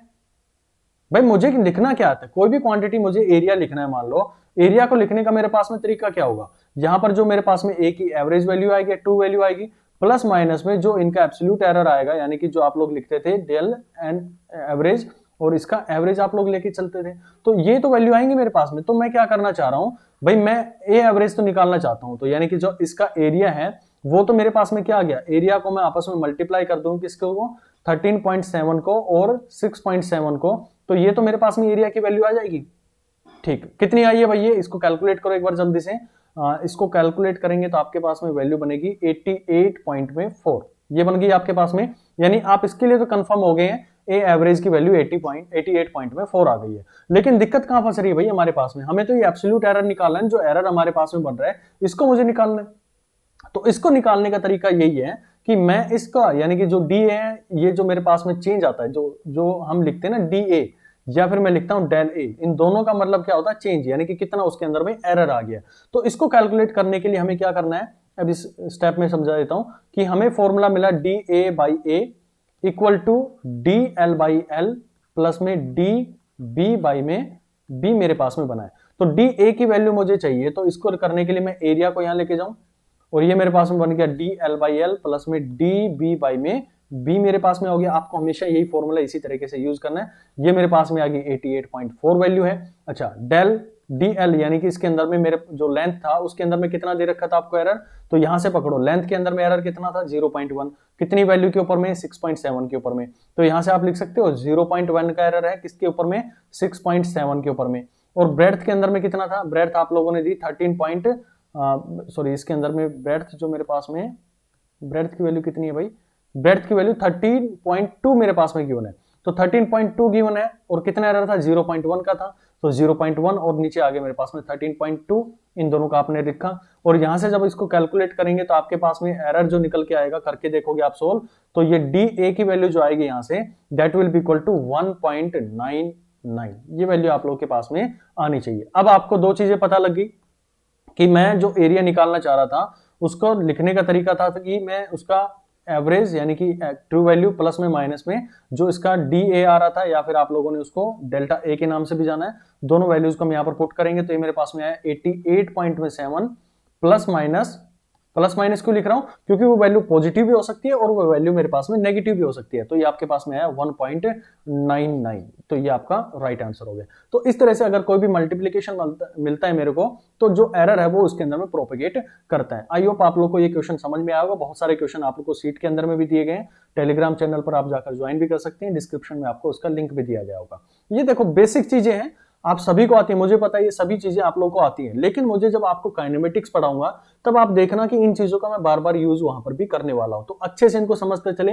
जो हमारे पास में सिग्निफिकेंट फिगर्स का भी कंसेप्ट आएगा उसको भी अच्छे से आप लोगों को समझना है, क्योंकि वो सारा रिलेट करेगा इन एरर को सॉर्ट आउट करने के लिए, इनकी राउंडिंग ऑफ करने के लिए मेरी सहायता करता है। ठीक है भाई, अब मान लो मेरे पास में एक डिवाइड वाला केस और ले लेता हूं भाई, बिल्कुल सिंपल सी चीजें इसके अंदर में करेंगे, काम वही करेंगे कि पहले हम इसको लॉग लेंगे और फिर हम उसका डिफरेंशिएट कर देंगे। तो कि ए मेरे पास में आ गया, और मान लो मेरे पास में एक्स पी है, यहां पर मैं वाई दे देता हूं, नीचे मान लो इसको मैं जेड दे देता हूं, और इसकी पावर मैंने दे दी है पी, और इसकी पावर दे देता हूं मैं क्यू, और इसकी पावर दे देता हूं मैं आर। ठीक, अब इसके अंदर में आपको एरर की प्रोपेगेशन करवानी है, बहुत अच्छे से समझेंगे इसको, बहुत इंपॉर्टेंट पॉइंट इसके अंदर में निकल कर आएगा। तो मैं क्या करता हूं, पहला स्टेप दोनों साइड में क्या कर देते हैं, लॉग नेचुरल। दूसरा स्टेप, लॉग नेचुरल क्यों करते हैं कि ये जो मल्टीप्लीकेशन और डिवाइड वाले ने टूटकर मेरे पास में एक सिंपल प्लस के फॉर्म में आ जाए। तो दूसरा मैं क्या करूंगा, इनका डिफरेंशिएट कर दूंगा। ठीक है भाई, अब यहां पर मैंने किया तो ये मेरे पास में आ गया लॉग नेचुरल के, यहां से आया मेरे पास में लॉग नेचुरल। जब यहां पर लॉग नेचुरल लगाओगे तो ये ऊपर टूट के क्या हो गया मेरे पास में एक्स आ गया। और जो पावर होती है, ये समझो आप कि जब भी आप लॉग नेचुरल किसी का ले रहे हो तो मान लीजिए एक्स की पावर में मान लो 2 है या पी मान लेता हूं, तो पावर जो होती है वो हमेशा क्या आ जाती है, आगे आ जाती है, और अंदर क्या बच जाता है, लॉग एक्स। ये पावर जो है वो आगे उठकर आ जाती है। तो यहां से पावर क्या है, आपकी पी थी, तो पावर पी मेरे पास में आगे आ गई। ठीक, क्योंकि दोनों मल्टीप्लीकेशन में, तो ये क्या टूटेगा, इसके अंदर प्लस में टूटेगा। पिछले पेज के अंदर में मैंने आपको समझाया था कि जब भी हमारे पास में लॉग नेचुरल होता है, जो मल्टीप्लीकेशन में होते हैं वो किस में आ जाते हैं, वो प्लस के अंदर में आ जाते हैं। तो यहां से किस में आया, ये प्लस में आ जाएगा, और पावर है इसके ऊपर में तो पावर आ जाएगी आगे, और आप इसको लिख सकते हैं लॉग नेचुरल में y। ठीक, अब ये देखो ये पूरी टर्म और ये नीचे इसके साथ में डिवाइड में, तो जब भी डिवाइड वाला फॉर्मूला आ रहा था तो आप लोगों ने क्या समझा था उसको कि डिवाइड के अंदर में उनके अंदर में क्या आ जाएगी, माइनस आ जाते। तो यहां पर टर्म मेरे पास में क्या बनेगी, ये this will be R log natural Z, ये मेरे पास में आ जाएगी। ठीक, नेक्स्ट स्टेप मुझे क्या करना है, इनका डिफरेंशिएट करना है। डिफरेंशिएट क्यों करना होता है, क्योंकि डिफरेंशिएट करने से मेरे पास में ये वैल्यू आ जाएगी डेल वाली, यानी कि चेंज वाली मेरे पास में वैल्यू आ जाएगी, जिसको आप यहाँ पर डी ए के नाम से या डी के नाम से कुछ भी नाम से जानेंगे। तो मुझे ये एरर चाहिए, क्योंकि वैल्यू तो मैं आराम से इनका जो x की वैल्यू, y की वैल्यू, z की वैल्यू तो मैं इजीली रख के फॉर्मूला में जो गिवन है वो मैं रख लूंगा इसके अंदर में। पावर p जो है वो कुछ भी हो सकता है, 1 भी हो सकता है, 2 भी हो सकता है। तो इन सबकी वैल्यूज तो मैं रख के इसकी एग्जैक्ट वैल्यू तो निकाल लूंगा, यानी कि k की वैल्यू निकाल लूंगा। लेकिन प्लस माइनस में जो यहाँ पर डेल लिखते थे ना, अब ये जो चेंज लिखते थे, इसको करने के लिए मुझे इन दो स्टेप से गुजरना ही पड़ेगा, लॉग नेचुरल और फिर हम उसका डिफरेंशिएशन कर सकते हैं। आप इसका सीधा डिफरेंशिएशन करेंगे तो भी आपके पास में वैल्यू आ जाएगी, लेकिन थोड़ा कॉम्प्लेक्स पड़ जाता है। लॉग लेने से वो थोड़ी मेरे लिए इजी हो जाती है, तो लॉग लिया करो जब भी आपको क्वेश्चन इस तरह के दिखें। तो यहां से क्या लिख दूं मैं, इसको डी के डिवाइडेड बाय डी के लिख सकता हूं, क्योंकि मुझे लॉग नेचुरल की प्रॉपर्टी पता है कि जब भी आप उसका डिफरेंशिएट करेंगे तो जो है उसका मैं डिफरेंशिएशन, और नीचे हम उसका जो वैल्यू है, एक्चुअल वैल्यू, वो नीचे लिख देते हैं। तो यहां पर आपके पास में आया p मेरे पास में बाहर रह गया, तो ये बना मेरे पास में डी एक्स डिवाइडेड बाई के, एक्स बन गया, प्लस में q यहां पर बाहर रह गया, ये बचा मेरे पास में डी वाई डिवाइडेड बाई, यहां पर आप लिख सकते हैं y, और माइनस में r, लॉग नेचुरल आप करेंगे तो D Z divided by Z मेरे पास में आ गया। अब बहुत से लोगों के दिमाग के अंदर में ये भी कंफ्यूजन आना चाहिए कि ये माइनस आ गया, लेकिन आपने तो क्या बताया था, परमिसिबल मैक्सिमम एरर कितना आ सकता है। तो हमें इस साइन को अवॉइड करना है, चाहे मेरे पास में नेगेटिव कितने भी साइन आ जाएं, सभी को आपको क्या करना है, पॉजिटिव बना देना है। ये पॉइंट आप लोग याद रखेंगे, बहुत इंपॉर्टेंट पॉइंट है, वरना आपकी कैलकुलेशन जो है वो गलत हो जाएंगी, क्योंकि हमें चाहिए मैक्सिमम परमिसिबल एरर। तो मैक्सिमम परमिसिबल एरर मुझे चाहिए, तो उसके लिए मुझे जितने भी एरर हैं सबको किस फॉर्म में रखने पड़ेंगे, पॉजिटिव फॉर्म के अंदर में रखने पड़ेंगे। यानी कि इसके अंदर मैक्सिमम कब आ सकता है, जब मैं इसका माइनस ले लूं, यानी कि माइनस जो मेरे पास में वैल्यू आएगी उसकी मैं ले लूं, मान लो माइनस 0.1 है, तो ये माइनस माइनस क्या हो जाएगा, प्लस हो जाएगा, तो मैक्सिमम परमिसिबल एरर मेरे पास में आ जाएगा। तो आप आगे से इस फॉर्मूले को ये भी लिख सकते हैं कि P D X by X plus में Q D Y by Y, plus में यहां पर प्लस कर देंगे डायरेक्टली, और ये मेरे पास में R D Z by Z. तो आपका जो आंसर आएगा, डी के की वैल्यू आप लोग को निकालनी होगी, तो ये जो के वैल्यू है ये क्या करेगी, यहां से उठकर कहां पर आ जाएगा, इसके साथ में मल्टीप्लाई हो जाएगा। और ये फॉर्मूला आप लोगों ने बहुत अच्छे से पढ़ भी रखा है। डी एक्स आप लोग को गिवन होगा, यानी कि 0.1 है, 0.2 है, कुछ भी आपके न्यूमेरिकल के अंदर में गिवन होगा। एक्स यानी कि उसके ओरिजिनल वैल्यू भी आप लोग को गिवन होगी। तो इसी तरह से ये दो सारी वैल्यूज आप लोग को गिवन होगी, गिवन डेटा आप लोग इनके अंदर में रखेंगे और आपका आंसर निकल कर आ जाएगा। तो फाइनल वैल्यू आप के क्या लिखेंगे, के प्लस माइनस में ये जो वैल्यू आई है, इसको जो भी मेरे पास में न्यूमेरिकल आएगा उसको साथ में कवर करूंगा मैं इसको, तो ये बन जाएगी आपकी डी के। तो के इज इक्वल टू के प्लस में प्लस माइनस में डी के, आप इसका डायरेक्ट आंसर लिख सकते हैं। तो यहां तक आप लोगों को समझ में आया होगा कि कैसे हमारे पास में जो एरर होते हैं वो प्रोपेगेट करते हैं।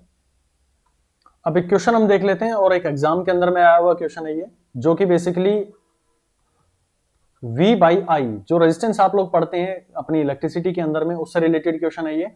लेकिन आप इस क्वेश्चन को देखेंगे तो ये वहां से कम और आपके एरर और मेजरमेंट से ज्यादा क्वेश्चन उसके अंदर में एग्जिस्ट करता है। वहां से ये आप मान सकते हैं कि उसके अंदर में आपको एरर वाला कंसेप्ट लगाना पड़ेगा। इसके अंदर में गिवन था कि जो वोल्टेज है that is equal to 10 plus minus में 0.1 गिवन है, और जो आई है यानी कि जो करंट था उसके अंदर में वो गिवन था 5 प्लस माइनस में 0.2 एम्पियर आपको गिवन था, ये मेरे पास में वोल्ट के अंदर में। तो आपको निकालने के लिए जो बोला गया था वो रेजिस्टेंस पूछा गया था, और रेजिस्टेंस की वैल्यूज आपको एग्जाम के अंदर में गिवन थी। अब आपको रेजिस्टेंस निकालना है, तो रेजिस्टेंस का क्योंकि हम एरर के ऊपर में काम कर रहे हैं तो इसके लिए मुझे एक रेजिस्टेंस प्लस में जो एवरेज वैल्यू आएगी, ट्रू वैल्यू जिसको आप जानते हैं, प्लस में जो हमारे पास में प्लस माइनस में जो आर का एवरेज आएगा, यानी कि उनके एब्सोल्यूट एरर का जो एवरेज आएगा वो मुझे चाहिए। तो ये एवरेज आप बोल दो, या फिर इनकी कैलकुलेशन जो एरर मेरे पास में निकल के आएगा उनका हम एवरेज ले लें, वो हम यूज कर सकते हैं। या फिर जो हमने अभी तक कैलकुलेशन करी है उसके थ्रू हमने देखा कि मैक्सिमम परमिसिबल एरर मेरे पास में क्या हो सकते हैं, जब हम डिवाइड कर रहे हैं उस टाइम पे, मल्टीप्लाई कर रहे हैं तब, माइनस कर रहे हैं तब, और प्लस कर रहे हैं तो उसके अंदर में क्या मेरे पास में एरर हो सकता है। तो इसका कंसेप्ट मुझे बिल्कुल सिंपल पता है कि मैं इसका अप्रोच जानता हूं कि आर निकालने के लिए मुझे फॉर्मूला पता है कि V/I होता है। ठीक, अब इसको हमें आगे सोल्व करना है तो हम क्या करते थे, दोनों साइड में लॉग नेचुरल ले लिया, तो यहां मैंने लिया लॉग नेचुरल आर हो गया, और ये बना मेरे पास में लॉग नेचुरल V माइनस में लॉग नेचुरल I बन गया, करंट है जो। नेक्स्ट स्टेप में आप क्या करते हैं, स्टेप 1 था, स्टेप 2 में दोनों साइड को क्या करते हैं, डिफरेंशिएट करते हैं, तो ये बना मेरे पास में dr बाई में r, और यहां पर बचा मेरे पास में जो वोल्टेज था उसका dv डिवाइडेड बाई में v। माइनस हमें यूज नहीं करेंगे क्योंकि हमें मैक्सिमम परमिसिबल एरर चाहिए, तो हम इस फॉर्मूले को करेक्ट करते हैं और यहां पर हम इसका प्लस ले लेंगे, तो ये मेरे पास में di बाई आई हो गया। ठीक भाई, तो dr बाई आर की वैल्यू कितनी आई मेरे पास में, dr मुझे निकालना है, तो dr निकालने के लिए मैं क्या करूंगा, r को इस तरफ में लेके जाऊंगा, और r निकालने का फॉर्मूला आप लोगों को अच्छे से पता है क्या होता है, v बाई आई होता है। तो v की वैल्यू मेरे पास में 10 गिवन है और i की वैल्यू मेरे पास में 5 है, तो 2 ओम आ गया, यानी कि 2 ओम आ गया। लेकिन मुझे तो ये वैल्यू मिली है ना, ये वैल्यू तो मुझे निकालनी बाकी रह गई है, और इसके लिए मुझे ये स्टेप पर पहुंचना पड़ रहा है कि मैं इसका लॉग नेचुरल लूंगा, फिर उसका मैं क्या करूंगा, डिफरेंशिएशन कर दूंगा, यानी कि ये वैल्यू मेरे पास में आ जाएगी। ठीक, तो यहां से मेरे पास में आ गया r, dv बाई v कितना है, dv की वैल्यू मेरे पास में कितनी है 0.1, तो 0.1 रखा, नीचे कितना वोल्टेज था मेरे पास में 10 है, तो हमने इसको लिख दिया 10। ठीक भाई, प्लस मेरे पास में कितनी है, di की वैल्यू कितनी है 5 है, सॉरी 0.2 है, और i की वैल्यू मेरे पास में 5 है, तो मैंने यहां पर रख दिया। अब r की वैल्यू आप लोगों को पता है, बिल्कुल भाई अभी आप लोगों ने निकाली है, तो कितनी वैल्यू है मेरे पास में, इसकी वैल्यू है 2, तो हम इसकी वैल्यू को यहां पर रख देंगे 2 इंटू में दिस वन। तो जब आप इसको कैलकुलेट करेंगे, पूरी कैलकुलेशन करोगे, तो आपका dr की वैल्यू जो निकल कर आएगी, इस पूरे को सोल्व करना भाई एक बार, तो ये वैल्यू आपकी 0.1 निकल कर आएगी। तो फाइनली आप रेजिस्टेंस जो है वो लिख सकते हैं, कितना आएगा 2 प्लस माइनस 0.1 ओम। अब बताओ मेरे को कि ये क्वेश्चन आपका करंट इलेक्ट्रिसिटी का था या मेजरमेंट के लेकर ना एरर को लेकर था, तो ये क्वेश्चन था वो आपका एरर के अंदर में पूछा गया था।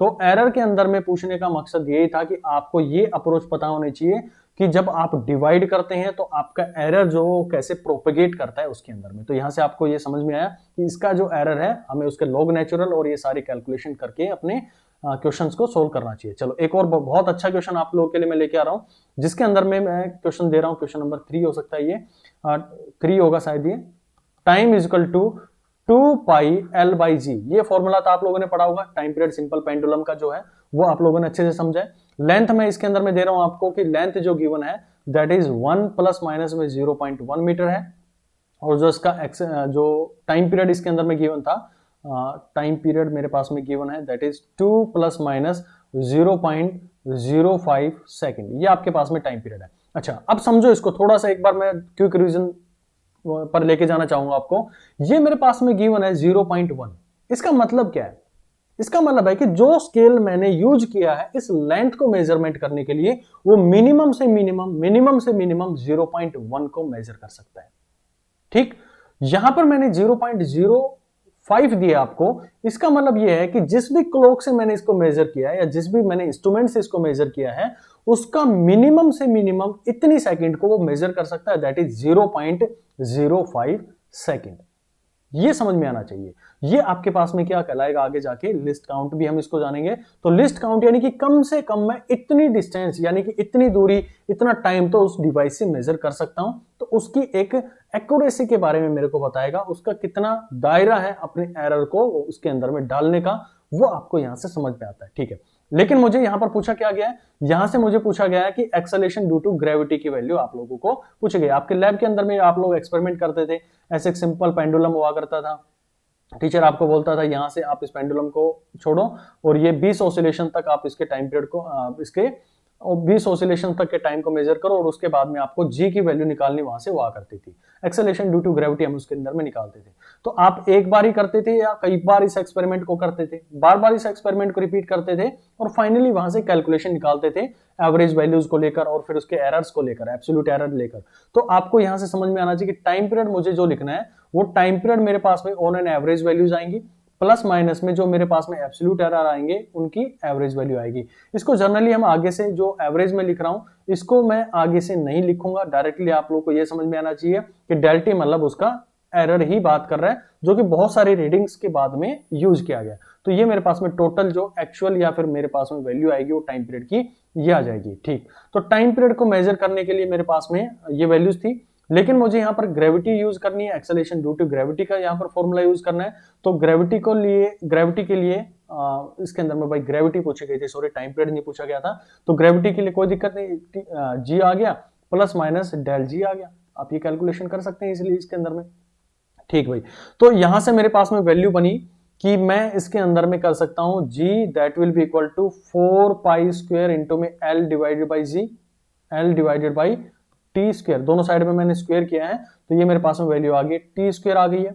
ओके, तो यहां से आपको इसका फॉर्मूला निकालना आता है, कैसे आप इसके अंदर में लॉग लगाएंगे। अब मुझे क्या चाहिए, जी की वैल्यू तो मैं कैलकुलेट कर लूंगा इस फॉर्मूले के अंदर में वैल्यूज को पुट डाउन करके, लेकिन जब मैं इसके एरर की तरफ में जाऊंगा यानी कि डेल जी की तरफ में जाऊंगा तो मुझे क्या यूज करनी चाहिए, क्या अप्रोच यूज करनी चाहिए, सिर्फ इतना आप लोगों को पता होना चाहिए। तो मैं दोनों साइड में क्या करूंगा, लॉग नेचुरल ले लूंगा, यहाँ पर जी हो गया 4 पाई स्क्वायर है, ये अपने आप में कांस्टेंट है तो इसका भी अगर आप लोग लेना चाहें तो लॉग नेचुरल 4 पाई स्क्वायर आ गया, प्लस में लॉग नेचुरल में एल आ गया, माइनस में लॉग नेचुरल टी आ गया। पावर इसके ऊपर में है तो पावर कहां चली जाएगी, इसके आगे चली जाएगी। तो 2 लॉग नेचुरल टाइम मेरे पास में हो गया। किसी का भी कांस्टेंट का आप लॉग नेचुरल लेते हैं तो उसकी वैल्यू मेरे पास में क्या होती है, 0 होती है। अब क्या करेंगे, इसका डिफरेंशिएशन कर देंगे तो यहां से आपके पास में आएगी डीजी यानी कि एक्सेलेरेशन ड्यू टू ग्रेविटी में कितना एरर आया डिवाइड बाई जी, और यहां से आपके पास में आया L N log natural, sorry मेरे पास में इसका चेंज जो आया है कितना उसके अंदर में चेंज आया that is D L divided by में एल, क्योंकि मैं एरर जो होता है वो मैक्सिमम परमिसेबल लेता हूं तो यहां पर मेरे पास में हो गया प्लस और ये आपका आएगा 2 dt डिवाइडेड बाई में t। अब जो भी वैल्यूज आप लोगों को क्वेश्चन के अंदर में गिवन है उसको यहां पर पुट डाउन करो। g की वैल्यू मेरे पास में गिवन है जो इसके अंदर में हमने कैलकुलेट करी है, इन सब फॉर्मूला के अंदर में रख के यहाँ पर मैं फॉर्मूला के अंदर में इस फॉर्मूला के अंदर में रखूंगा l की वैल्यू को, ये मेरे पास में 1 है, t की वैल्यू को रखूंगा 2 है मेरे पास में, यहां से मेरे पास में g की वैल्यू आ जाएगी। तो मैं इस फॉर्मूले के लिए इतना तो कंफर्म हो गया हूं कि g की वैल्यू मुझे पता लग गई है। डेल जी कहां से निकलेगा, डेल जी यहां से निकलेगा और इसको आप शॉर्ट में क्या लिख सकते हो कि डेल जी यानी कि जो चेंज आया इसके अंदर में दैट इज इक्वल टू जी, और ये मेरे पास में आया D L divide by L plus में 2 dt डिवाइड बाई में t। आपको ये समझ में आना चाहिए कि प्लस मैंने क्यों लिया है, प्लस इसलिए लिया है कि हमें मैक्सिमम परमिसिबल एरर इसके अंदर में चाहिए होता है। जब ये सारे कैलकुलेशन करेंगे तो आपका जो एरर आएगा इसके अंदर में वो जो आप इसकी कैलकुलेशन करो भाई डीजी के अंदर में तो आपका जो मेन वैल्यू आएगा जी का वैल्यू 9.8 आएगा, और यहां से आप जो भी कैलकुलेट करोगे उसका जो एरर आएगा यानी कि डेल जी की जो वैल्यू आएगी वो यहां पर आप पुट डाउन कर सकते हैं भाई। ठीक है, तो ये हमारे पास में एक्सपेरिमेंट के तरीके होते थे कैसे हमें इनके एरर को प्रोपेगेट करवाना है, कैसे एरर जो है वो डिवाइड के अंदर में मल्टीप्लीकेशन के अंदर में अपने को प्रोपेगेट करता है, कैसे उसके अंदर में हमारे एरर जो है वो चलते हैं। हमें एक पॉइंट इसके अंदर में ध्यान रखना कि हमेशा जो एरर लेना है वो क्या लेना है कि जो भी एरर आएगा वो मैक्सिमम परमिसेबल एरर होना चाहिए। अगर ये नहीं लोगे तो आपकी जो वैल्यूज हैं वो गलत आ जाएंगी। ये एरर की मस्ट एंड सफिशिएंट कंडीशन है कि आपको क्या लेना है, मैक्सिमम परमिसेबल एरर उसके अंदर में यूज करना है। ठीक है जी, यहां तक आप लोग को इसके अंदर में कवर हो गया होगा। तो यही हमारे पास में पूरा एरर का कंसेप्ट था। आप जितनी भी सीट के अंदर में न्यूमेरिकल्स दिए गए हैं सारे लगा सकते हैं, कैसे एरर की वैल्यूज उसके अंदर में दी गई है, क्या आपको एब्सोल्यूट एरर है, आप लोगों ने अभी तक रटी होंगी चीजें कि एब्सोल्यूट एरर होता क्या है, आप उसको परसेंटेज एरर को भी रटते होंगे।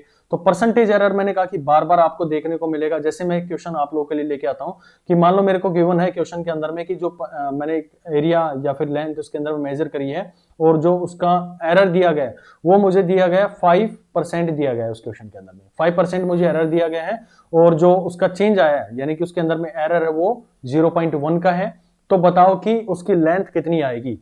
तो आपको परसेंटेज निकालने का फॉर्मूला पता है कि DL यानी कितना चेंज कितने के ऊपर में, लेंथ के ऊपर में, इनटू में 100 और कितना मेरे को दे रखा है, ये 5 दे रखा है। तो यहां से आप कैलकुलेट करो, DL की वैल्यू मेरे को 0.1 गिवन है, L यहां पर गिवन है, ये मेरे पास में 100 है और यहां पर 5 है। तो आप L निकालेंगे यहां से मेरे पास में आएगा 2 सेंटीमीटर।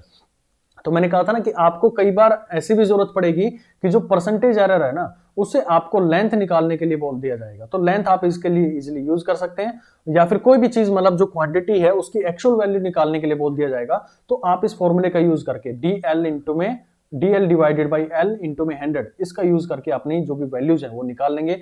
बहुत ही इंपॉर्टेंट ये फॉर्मूला है, तो अच्छे से इसको ध्यान रखेंगे। जब आप न्यूमेरिकल्स करेंगे तो उसके अंदर में भी आपको इसकी जरूरत पड़ेगी। बाकी मैं न्यूमेरिकल्स और भी करवाऊंगा, जो भी हमारे प्रीवियस पेपर्स के अंदर में आए हुए हैं वो भी करवाऊंगा, और जो बहुत इंपॉर्टेंट न्यूमेरिकल्स हैं उनको भी मैं कवर अप करूंगा। चलो अब नेक्स्ट टॉपिक हम पढ़ते हैं इसके अंदर में, that is significant figure. Significant figure वैसे तो कुछ है नहीं, सिर्फ कुछ इसके अंदर में रूल्स होते हैं जो कि आपको सिर्फ रटने होते हैं। एज सच कुछ इसके अंदर में आपको समझाने की जरूरत नहीं है। रूल्स में स्टेप बाय स्टेप आप लोगों को समझा देता हूं कि कब कौन से को हम सिग्निफिकेंट फिगर मानेंगे, और जब हम प्लस माइनस कर रहे हैं या फिर डिवाइड कर रहे हैं तो या मल्टीप्लिकेशन कर रहे हैं तो हमें कितनी सिग्निफिकेंट फिगर उसके अंदर में यूज करनी है। सिग्निफिकेंट का फिगर का मतलब होता है कि मेरा जो डिवाइस है वो कितनी एक्यूरेसी तक अपनी रीडिंग्स को मेरे को दे सकते हैं। यानी कि जो एक्यूरेसी जो है वो हम कहीं ना कहीं अपने इन सिग्निफिकेंट फिगर का यूज करके डिफाइन करते हैं। ठीक है, समझते सिग्निफिकेंट फिगर्स के कुछ रूल्स और उसके बाद में उसके ऊपर में बनने वाले न्यूमेरिकल्स। तो इसके अंदर में हमारे पास में 5 रूल्स होते हैं जो भी सिग्निफिकेंट फिगर के हैं। 5 रूल आप अच्छे से याद कर लो। पहला रूल क्या कहता है कि जितनी भी मेरे पास में ऑल नॉन जीरो नंबर्स, यानी कि जितने भी मेरे पास में ऑल नॉन जीरो डिजिट्स हैं वो सारी क्या होती हैं, सिग्निफिकेंट होती हैं। तो जैसे इसके अंदर में क्वेश्चन के अंदर में बात करूं, मैं मेरे पास में एक पॉइंट है 42.3 दे रखा है। अगर मैं अगले में बात करूं तो मेरे को दे रखा है 243-0.4। अगला मैं बात करूं 24.123। ऐसे मेरे पास में अलग अलग वैल्यूज दे रखी हैं और मैंने पूछा कि बताओ कितनी मेरे पास में सिग्निफिकेंट वैल्यू है। सिग्निफिकेंट वैल्यू का मतलब पहली चीज तो आपकी कितनी एक्यूरेसी है उसके अंदर में। दूसरा आप इसको ये भी लगा सकते हैं कि मैं कितना कॉन्फिडेंट हूं अपनी रीडिंग्स को लेकर। जैसे आपको मैं एक एग्जांपल देता हूं, मान लो आप एक शॉपकीपर के पास में गए और जहां से आपको लेने हैं भाई आलू लेने, मान लो ये यहां से आपको लेने हैं आलू, और एक गए आप सुनार के पास में और सुनार के पास से आपको क्या लेना है भाई, सोना लेना है। ठीक, अब आपने कहा कि भाई आलू तोल दो 1 किलो, तो यहां पर उसने तोल दिया 1 किलो, आपने उठाए और लेकर आ गए। लेकिन जैसे ही वो 1 किलो के आलू जो हैं आपने एक बहुत ही बढ़िया क्वालिटी के तराजू के ऊपर में रखे, डिजिटल के ऊपर में रखे, तो आपको पता चला कि ये 1.02 kg। ठीक, अब गए सुनार के पास में और सुनार से कहा कि भाई मेरे को सोना दे दो। किलो में तो मांगेंगे नहीं ना, वहां पर तो 10 ग्राम एक तोले के हिसाब से मांगते हैं। तो उसने कहा ठीक है भाई। तो आप देखेंगे कि जो उसका कांटा होता है ना, जो उसके पास में वेट करने वाली मशीन होती है, वो मिलीग्राम के अंदर में मेजर करती है। तो वहां पर वो करता है इसका, मान लो आपने लिया, मान लो 1 तोला लिया या फिर आधा तोला लिया, तो 5.002 यहां तक पहुंच जाएगी वो। तो यहां तक का प्रिसाइजनेस वो दिखाता है, यानी कि 5.243 ऐसे दिखा देगा आपको, इतने ग्राम आपके पास में। तो ये इस केस के अंदर में मुझे उससे फर्क नहीं पड़ता था कि 0.02 किलोग्राम मेरे पास में फालतू आ गया। लेकिन यहां पर वो मैटर करता है, अगर इतना सोना आपके पास में एक्स्ट्रा आ गया, आपने अगर नॉर्मल उस पर तोला होता तो आपके पास में 5 ग्राम दिखा देता, लेकिन एक्चुअल में था कितना, वो 5.043 ग्राम था। ये मेरे पास में 0.02 है, ये ज्यादा मैटर नहीं करेगा। लेकिन ये वैल्यू जो है ना, ये ज्यादा मैटर करेगी, क्योंकि ये वजन जो है वो एक्चुअल में बहुत ज्यादा है जब हम उस पर्टिकुलर वैल्यू की, उस पर्टिकुलर क्वांटिटी के बारे में बात करें। तो यहां पर मैं आपको वही समझा रहा था कि जो मेरे पास में वैल्यूज हैं वो डिफाइन करते हैं कि हमें कितनी प्रिसाइजनेस तक उसकी कैलकुलेशन करनी होती है। तो ये मेरे लिए ज्यादा मैटर करेगा, इतना मैटर इस केस के अंदर में नहीं करेगा। तो मुझे अपनी वैल्यूज को इतना सिग्निफिकेंट रखना चाहिए कि उनकी कोई ना कोई इंपॉर्टेंस हो। तो जैसे इस केस के अंदर में लास्ट की 3 डिजिट थी, इनकी इंपॉर्टेंस थी। लेकिन इसके अंदर में इन लास्ट के 2 डिजिट की कोई इंपॉर्टेंस नहीं है, तो हमें इंपॉर्टेंस वाइज इन सिग्निफिकेंट फिगर्स को देखना पड़ता है। तो इसके 5 रूल्स आपको समझ में आने चाहिए, जैसे जैसे मेरे को रिक्वायरमेंट पड़ेगी मैं उनका यूज करता चलूंगा। तो यहां पर मैंने कहा कि 1 2 3, क्योंकि सारे नॉन डिजिट नंबर हैं, तो इसके अंदर में कितनी सिग्निफिकेंट फिगर हुई, 3 सिग्निफिकेंट फिगर हो गई। इसके अंदर में देखो 1 2 3 4, 4 के 4 मेरे पास में क्या हो गई है, सिग्निफिकेंट फिगर। 1 2 3 4 5, तो इसके अंदर में 5 सिग्निफिकेंट फिगर होगी। अगर मैं आपसे ये कहूं कि ज्यादा प्रिसाइजनेस किसके अंदर में आ रही है, तो आप कहोगे कि ये जो वैल्यू है ना, ये जो वैल्यू है जिसके अंदर में ज्यादा सिग्निफिकेंट फिगर है, ये मेरे को ज्यादा प्रिसाइजनेस दे रही है, ज्यादा एक्यूरेसी मेरे को दे रही है। तो आपको ध्यान रखना है कि जब भी आपसे सिग्निफिकेंट फिगर को लेकर क्वेश्चन पूछा जाता है, तो जितने भी नॉन जीरो डिजिट्स हैं वो सारी मेरे पास में क्या होंगी, नॉन जीरो डिजिट्स हैं वो सारी मेरे पास में सिग्निफिकेंट फिगर कहलाएंगे। ठीक है, अब बात करें कि अगर मान लो मेरे पास में कोई जीरो है, अभी बात जो चल रही थी वो तो चल रही थी नॉन जीरो की, अगर मान लो अब जीरो आ जाए तो क्या वो मेरे पास में सिग्निफिकेंट होगा या नहीं होगा, तो बिल्कुल जीरो मेरे पास में सिग्निफिकेंट होगा। कब, जब वो 2 नॉन जीरो डिजिट्स के बीच में आ जाता है। समझो इसको, मान लो मैंने आपको दिया 5.03 आपको दिया, तो यहां पर जीरो जो है वो कहां पर लाई कर रहा है, यहां पर लाई कर रहा है इसके अंदर में, और किन के बीच में, 2 नॉन जीरो डिजिट्स के बीच में लाई कर रहा है। तो इस जीरो की अपने आप में एक इंपॉर्टेंस है, और इंपॉर्टेंस है तो ये कहीं ना कहीं मेरे पास में सिग्निफिकेंट फिगर्स के अंदर में भी लाई करेगा। तो ये टोटल सिग्निफिकेंट फिगर मेरे पास में क्या हो गई है, वो हो गई है 3। अब देखो एक चीज और समझाता हूं मैं आपको, यहां पर वेरी जो वैल्यू कर सकती है वो कौन सी वेरी करेगी, ये लास्ट वाला जो डिजिट है ये ज्यादा वेरी करेगा, नहीं 4 भी जा सकता है, 5 भी जा सकता है, 6 भी जा सकता है। तो इस वैल्यू की ज्यादा इंपॉर्टेंस है, लेकिन ये वैल्यू जो है एग्जिस्टेंस में कब आई, जब ये मेरे पास में जीरो आ रहा था। अगर जीरो नहीं होता तो मैं सीधा इसको 5.3 लिख पा रहा था ना, तो ये मेरे पास में क्या हुआ कि 0.3 तक की प्रिसाइजनेस मेरे को दे रहा है। अब मान लो कोई और होता 5.003 तक वो मेजर कर पा रहा होता, तो यहां पर सिग्निफिकेंट और मेरी एक्यूरेसी बढ़ गई है, यानी कि एक्यूरेसी बढ़ गई तो इसकी सिग्निफिकेंट फिगर मेरे पास में क्या हो गई है, 4 मेरे पास में सिग्निफिकेंट फिगर हो गई है। तो ये अगर जीरो कहीं पर भी आता है तो वो अपने आप में सिग्निफिकेंट बन जाता है। कब, जब वो 2 नॉन जीरो डिजिट्स के बीच में आता है। ठीक, अब मान लो एक मेरे पास में और गिवन है 5.604, ऐसे मेरे को गिवन है, तो बताओ कितनी हो गई है। तो आप समझ गए होंगे कि जीरो लाई कर रहा है। पहली चीज तो ये कि सारी मेरे पास में क्या है, नॉन जीरो डिजिट्स हैं, तो ये सिग्निफिकेंट हो गई है। और ये जीरो क्या है, 2 नॉन जीरो के बीच में एग्जिस्ट कर रहा है, तो यहां पर आप लिए कितनी हो गई है, 1 2 3 4, तो 4 सिग्निफिकेंट फिगर हो गई है। नेक्स्ट देखो 4.004 मान लो मेरे पास में आ गया, तो यहां से भी आप समझ गए होंगे कि एक्यूरेसी तो इसकी बढ़ती जा रही है। क्यों, क्योंकि पॉइंट जो है, पॉइंट के बाद में मेरे पास में वैल्यूज बढ़ती जा रही है, इतनी प्रिसाइजनेस तक मैं उसको मेजर कर पाऊं। जैसे मैंने एक सोनार का जहां से आप सोना खरीद रहे हैं और एक शॉपकीपर जहां से आप आलू खरीद रहे हैं, दोनों का मैंने आपको एग्जांपल दिया। तो यहां से भी आपको पता चला कि टोटल सिग्निफिकेंट फिगर मेरे पास में कितनी हो गई है, 4 हो गई है। लेकिन एक्यूरेसी की बात करें तो एक्यूरेसी इसके कंपैरिजन में, ये वाले के कंपैरिजन में ये ज्यादा मेरी वैल्यू जो है वो एक्यूरेट रहने वाली है। ठीक है, अब मान लो जीरो आप लोगों का मिल गया। जीरो कई बार ऐसा हुआ कि मान लो ये आपके पास में जो पॉइंट है मेरे पास में, या तो हमारे पास में कोई पॉइंट दे रखा हो, उससे पहले कोई जीरो लिखे हो, या फिर कोई नॉर्मल मेरे पास में डिजिट है जैसे 0 5 4 2 ऐसे दे रखी है। क्या ये मेरा कहीं लाई कर रहा है, 2 नॉन जीरो डिजिट्स के बीच में नहीं कर रहा है, तो इस जीरो की मेरे लिए कोई इंपॉर्टेंस नहीं रहेगी। ये रूल नंबर 3 की बात कर रहा हूं कि अगर मान लो मेरे पास में लीडिंग में है, यानी कि शुरुआत में जीरो है, या फिर जो मेरे पास में लेफ्ट में प्लेस्ड है नंबर्स, लेफ्ट में प्लेस्ड है जीरोज, तो वो उनकी कोई भी मेरे लिए इंपॉर्टेंस नहीं होती है। जैसे क्वेश्चन की बात करूं मैं, तो मान लो 0.543 है, तो यहां पर जीरो जो लाई कर रहा है वो लीडिंग में है, यानी कि इसकी कोई भी एग्जिस्टेंस मेरे लिए नहीं है। अब मुझे अपने अगले वाले केस के ऊपर में जाना चाहिए, अगले रूल के ऊपर में जाना चाहिए। तो मैंने देखा कि सारी मेरे लिए नॉन जीरो डिजिट्स हैं, तो यहां पर सिग्निफिकेंट फिगर मेरे पास में कितनी हो गई है, 3 हो गई है। नेक्स्ट क्वेश्चन अगर मैं बात करूं 0.05 है, तो बताओ कितनी सिग्निफिकेंट फिगर।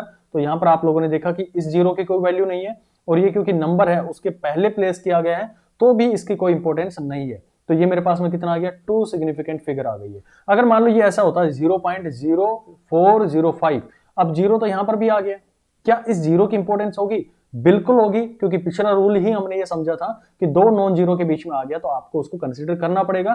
तो यहां पर 3 सिग्निफिकेंट फिगर आ गई। अच्छा, नेक्स्ट मैं बात करूं 0.0006 है, तो कितनी जीरो लगा दो लीडिंग के अंदर में, उनका कोई मेरे लिए इंपॉर्टेंस नहीं है। मेरे लिए इंपॉर्टेंस किसकी है कि ये वैल्यू कितनी वेरी मेरे लिए कर रही है। ये वैल्यू कहां तक कहां से कहां मूव कर सकती है, 1 से लेकर 9 तक ये मूव कर सकती है।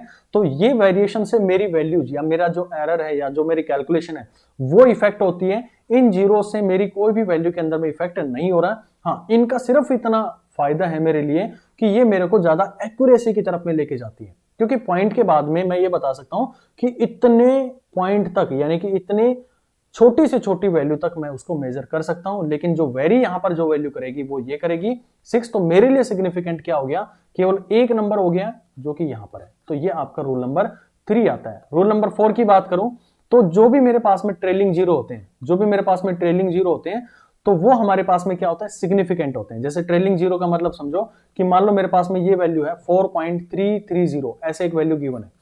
तो आपको मैंने समझाया कि ये लास्ट वाला वैल्यू है भाई, ये तो मेरे पास में फिक्स हो चुका है भाई, मैं एक स्केल पे ले रहा हूं तो बहुत प्रिसाइजनेस के लिए मैं जा रहा हूं। तो 4.3 तक आप आ गए। इसके बाद में आपको थोड़ा सा और देखना है कि आगे पीछे कोई वैल्यू और तो एग्जिस्ट नहीं कर रही है। तो ये फाइनल वैल्यू जो है ना, लास्ट वाला जो डिजिट है, ये कहीं ना कहीं मेरा लाई कर सकता है 1 से लेकर 9 तक। यानी कि मेरी जो कैलकुलेशन है वो किसके ऊपर में डिपेंड कर रही है, वो इस जीरो के ऊपर में भी डिपेंड कर रही है, क्योंकि ये भी अपने आप में क्या एक सिग्निफिकेंट वैल्यू है जो कि वेरी कर सकती है, जो मेरी कैलकुलेशन को इफेक्ट कर सकती है। ठीक, तो ये मेरे पास में लास्ट वाला डिजिट होता है, इसके पास में कैपेबिलिटी होती है, यानी कि इस नंबर को हम चेंज कर सकते हैं। क्योंकि हम धीरे धीरे कैलकुलेशन करेंगे तो ज्यादातर आप देखोगे तो पीछे वाली डिजिट चेंज होगी। अगर ये 9 के बाद में 10 के बाद पहुंचेगी तो ये वैल्यू चेंज हो जाएगी, ये 4 हो जाएगी। तो ये कहीं ना कहीं मेरी कैलकुलेशन को इफेक्ट कर रही है। तो यहां पर जीरो अपने आप में क्या कहलाएगा, एक सिग्निफिकेंट वैल्यू कहलाएगा। तो आप ये बोल सकते हैं कि जितने भी मेरे पास में क्या होते हैं, ट्रेलिंग जीरो होते हैं, ट्रेलिंग जीरो, या फिर जो मेरे पास में नंबर है उसके राइट साइड में जो नंबर जीरो लिखे होते हैं, उनकी हमारे लिए क्या होती है, एक इंपॉर्टेंस होती है। जैसे बात करूं क्वेश्चन को लेकर 4.330, तो आपने कहा इसके अंदर में कितनी सिग्निफिकेंट, 1 2 3 4, 4 मेरे पास में सिग्निफिकेंट आ गई है। क्यों जरूरत पड़ रही है समझाऊंगा आप लोगों को, जब कैलकुलेशन आप लोग करते हैं बहुत प्रिसाइजनेस की तरफ में जाते हैं। तो 4 3 3 0, ये मेरे पास में 3 0। अब समझो मेरे को कि ये मेरा जो स्केल है वो 0.000 इतनी वैल्यूज तक भी अपनी कैलकुलेशन को कर सकता है। यानी कि ये ट्रेलिंग जीरो है, ये मेरा वैल्यू वेरी कर सकता है 1 से लेकर 2 3 4। अब मान लो ये 1 हो चुका होता, तब आपको वो रूल पहला याद आया कि ये 1 हो गया मान लो, तो ये जीरोस जो आगे वाले हैं ये कहां लाई कर रहे हैं, ये मेरे दो नॉन जीरो वैल्यूज के बीच में लाई कर रहे हैं। तो इन दो जीरोस की भी इंपॉर्टेंस मेरे लिए आ सकती है और आ जाएगी। तो इनका भी मेरे लिए क्या हो गया, एक सिग्निफिकेंट होना बहुत जरूरी हो गया। यानी मेरी एक्यूरेसी को बढ़ाने के लिए मैं इनको भी कंसिडर करूंगा। तो मेरे पास में टोटल सिग्निफिकेंट फिगर कितनी आ गई, 3 ये और ये 3 ये, तो ये मेरे पास में 6 हो गई है। चलो नेक्स्ट हम देख लेते हैं 343.000। बताओ कितनी आई इसके अंदर में सिग्निफिकेंट। बिल्कुल सही समझा होगा आप लोगों ने कि ये जो वैल्यू है ये चेंज हो सकती है 1 2 3 4 5, पहले ये चेंज होंगी फिर उसके बाद में तो ये चेंज होंगी। जब ये 10 पे पहुंच जाएगा तो ये वैल्यू मेरे पास में 1 हो जाएगी, फिर ये दोनों मेरे पास में 100 पर पहुंच जाएंगे तो ये वैल्यू चेंज हो जाएगी। तो कहीं ना कहीं ये वैल्यू जो चेंज कर रहा हूं इनका इफेक्ट आ रहा है एक दूसरे के ऊपर में। तो सारी की सारी मेरे लिए क्या हो गई, सिग्निफिकेंट फिगर हो चुकी है। तो सारी सिग्निफिकेंट फिगर है, तो टोटल मेरे पास में इसका आंसर कितना आया, 6 आया। नेक्स्ट रूल बात करता हूं, पांचवा रूल। इसके अंदर में 4 रूल आप लोग समझ गए होंगे। पांचवा रूल क्या कहता है कि अगर कोई भी मेरे पास में एक्सपोनेंशियल नोटेशन आता है, जैसे मैं बात करूं 1.32 इंटू 10 की पावर में 6, ये ऐसा कोई नोटिफिकेशन आ गया मेरे पास में, तो ये मेरे लिए जो है ना एक्सपोनेंशियल के अंदर में जो चढ़ गई है पावर, यानी कि 10 की पावर में जो चढ़ गया है, उनका कोई भी मेरे लिए सिग्निफिकेंस नहीं रहता है। ये पॉइंट आप लोग यहां पर ध्यान रखेंगे। तो सिग्निफिकेंट फिगर मेरे लिए कितनी बनी, यहां पर बनी आप लोगों के लिए 1 2 और 3। वो हमारे पास में जो 4 रूल थे उन्हीं को आप यहां पर यूज कर सकते हैं। फिर मैं अगर बात करूं कि जैसे हमारे पास में स्पीड ऑफ लाइट है 3 इंटू 10⁻8 मीटर पर सेकंड है, ये मेरे लिए, तो ये मेरे पास में लाखों के अंदर में चला जाता है। तो इनसे वैल्यू मतलब नहीं है मेरे लिए। सिग्निफिकेंट क्या ये, अगर मान लो 2.5 हो गया ये, तो अलग वैल्यू मेरे पास में आ गई है। ये तो पावर तो मेरे पास में वही मेंटेन रखी हुई है। अगर ये 4 आ गया तो मेरे लिए अलग कैलकुलेशन आ जाएंगे, 4 लाख 5 लाख 6 लाख 2 लाख 3 लाख, इस तरह से वैल्यूज आ गई। तो ये वैल्यू मेरे लिए मैटर कर रही है। इस वैल्यू का क्या होना या इसका वेरी होना मेरे लिए एक सिग्निफिकेंस रखता है, जो कि मेरी टोटल कैलकुलेशन को चेंज कर सकता है। तो इसलिए मुझे इस वैल्यू को क्या मानना पड़ेगा, सिग्निफिकेंट मानना पड़ेगा। ठीक, अब समझो आगे की कहानी। अब सिग्निफिकेंस की हमें जरूरत क्यों पड़ती है, तो इसके लिए हमें एक रूल समझना चाहिए कि जब भी हम सिग्निफिकेंस फिगर्स को पढ़ते हैं तो आपकी बहुत सारी कैलकुलेशंस ऐसी आएंगी जहां पर आपको क्या करना पड़ेगा, राउंडिंग ऑफ करना पड़ेगा, राउंडिंग ऑफ करना पड़ेगा। राउंडिंग ऑफ का सिर्फ एक छोटा सा मैं आपको ट्रिक बता रहा हूं, वो ध्यान रख लेना कि आपका जो भी राउंडिंग ऑफ है, मान लो मैंने कहा कि मेरे पास में जो वैल्यू है वो है 7.42, ये मेरे पास में है, तो आपका राउंडिंग ऑफ करना है आपको दो सिग्निफिकेंट फिगर तक। तो दो सिग्निफिकेंट फिगर तक करना है, तो आपकी वैल्यू दो सिग्निफिकेंट पर कब होगी, जब एक ये और एक ये, दो आप कंसिडर कर लो, यानी आपको ये डिजिट जो है वो हटानी है, ये डिजिट आपको हटानी है। तो आपका जो एक पॉइंट पर आप लोग इसको लिखना चाह रहे हो, तो आपको क्या करना पड़ेगा इसके अंदर में, ये वैल्यू देखो, ये मैक्सिमम कहां तक जा सकती है, अकेला डिजिट ये 10 तक जा सकता है। अगर इसका जो वैल्यू है वो इसका हाफ कर दो, यानी कि इसका हाफ किया तो आपका 5 आया, तो 5 से अगर ये छोटी है तो वैल्यू के अंदर में इससे जो इमीडिएट लेफ्ट साइड में डिजिट है उसके अंदर में कोई भी चेंज नहीं आएगा। तो आप डायरेक्टली इसको लिख सकते हैं 7.4 is the right answer of this question. क्यों बता रहा हूं ये वाला तरीका, क्योंकि ये बड़ी कैलकुलेशन को इजी करने के लिए मेरे लिए यूज आएगा। समझो इसको कैसे। आप बहुत सारे लोग करते हैं ना कि मान लो मैंने दे दिया 7.2453 ऐसे दे दिया, तो आप पहले इसको राउंड ऑफ करके यहां पर आते हो, फिर राउंड ऑफ करके यहां पर आते हो, फिर राउंड ऑफ करके यहां पर आते हो। मैं अभी जो ट्रिक बता रहा हूं ना, वो आपका इतना टाइम वेस्ट नहीं करवाएगी। देखो इसके अंदर में नेक्स्ट में बढ़ता हूं। मान लो मैंने दिया आपको क्वेश्चन कि 7.456, ये मैंने आप लोगों को दे दिया, और मैंने कहा कि इसको दो सिग्निफिकेंट फिगर तक आपको जो है चेंज करना है, यानी कि वहां तक आपको इसको लेके जाना है, उतनी आपको राउंड ऑफ करना है इसके लिए। इसके अंदर में देखो मुझे दो सिग्निफिकेंट फिगर तक इसको राउंड ऑफ करना है, यानी कि मुझे ये दोनों डिजिट्स हैं, इनके ऊपर में अपना फोकस होना चाहिए। अगर ये वैल्यू मेरे पास में मैक्सिमम कितनी जा सकती है इन दोनों का, अगर मैं देखूं तो ये मैक्सिमम मेरे पास में 100 तक जा सकती है। इसका डिवाइड करो 2 से, तो आपके पास में आया 50। अगर ये वैल्यू मेरे पास में जो यहां पर बनी हुई है ये 50 से ज्यादा है, अगर ये 50 से ज्यादा यानी कि इनके हाफ से ज्यादा है, तो अगला जो इसका इमीडिएट डिजिट है वो चेंज हो जाएगा, यानी कि ये बन जाएगा मेरे पास में 7.5 यहां पर बन जाएगा। ठीक है, अब मान लो मैंने ये कहा कि 7.4567 ये है मेरे पास में, और इसको आपको दो डिजिट तक राउंड ऑफ करना है, तो क्या यूज करोगे, आपके पास में ये आ गया, 3 को आपको देखना पड़ेगा क्योंकि आपको तो यहां तक राउंड ऑफ करना है, तो मुझे तो ये चेक करना है ना कि ये मेरे पास में ज्यादा होगी या फिर एज इट इज रहेगी, तो मुझे उसके ऊपर में काम करना है। तो मैंने 3 उठाए, मैक्सिमम कितनी जा सकती है, 1000 जा सकती है, डिवाइड बाय 2 कर दो 500। अगर ये इससे ज्यादा आ रही है, अगर जो वैल्यू आपके पास में है ये ज्यादा आ रही है, तो ये वैल्यू चेंज हो जाएगी, यानी कि आपका आंसर क्या आएगा 7.5। आई होप आपको ये समझ में आ गया होगा। नेक्स्ट इसके अंदर में क्वेश्चन मैं करता हूं आप लोगों के लिए।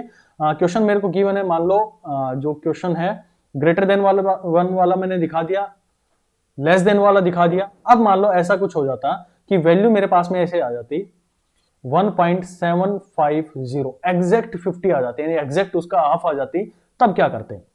दूसरा केस अगर ये कर दूं मैं 650 ऐसे आ जाती, तब क्या करते हैं आप। दोनों केस के अंदर में समझो कि ये वैल्यू मेरे पास में है और ये वैल्यू 50 है, दोनों मेरे पास में 50 है, यानी कि 5 आ गया या 50 आ गया, 500 आ गया, 5000 आ गया, आपको राउंड ऑफ करके लेके आना है। यानी कि एग्जैक्टली ये वैल्यू मेरी एग्जैक्ट कहां तक जा सकती है, ये 100 तक जा सकता है मैक्सिमम। भाई 51, 52, 53 पहुंचते पहुंचते 99 और 100, उसके बाद तो मैं इसका कुछ कर नहीं सकता ना। तो यहां पर आपको क्या करना है, इसको डिवाइड करोगे, ये आया मेरे पास में 50, अब एज इट इज आ गया। तो इसके लिए एक रूल याद रख लेना कि अगर मान लो मेरे पास में इसका हाफ एज इट इज यही आ रहा है, और इससे पहले मेरे पास में अगर कोई भी ओड टर्म है, कोई भी ओड टर्म है, तो उसको हमेशा एक बढ़ा देना है।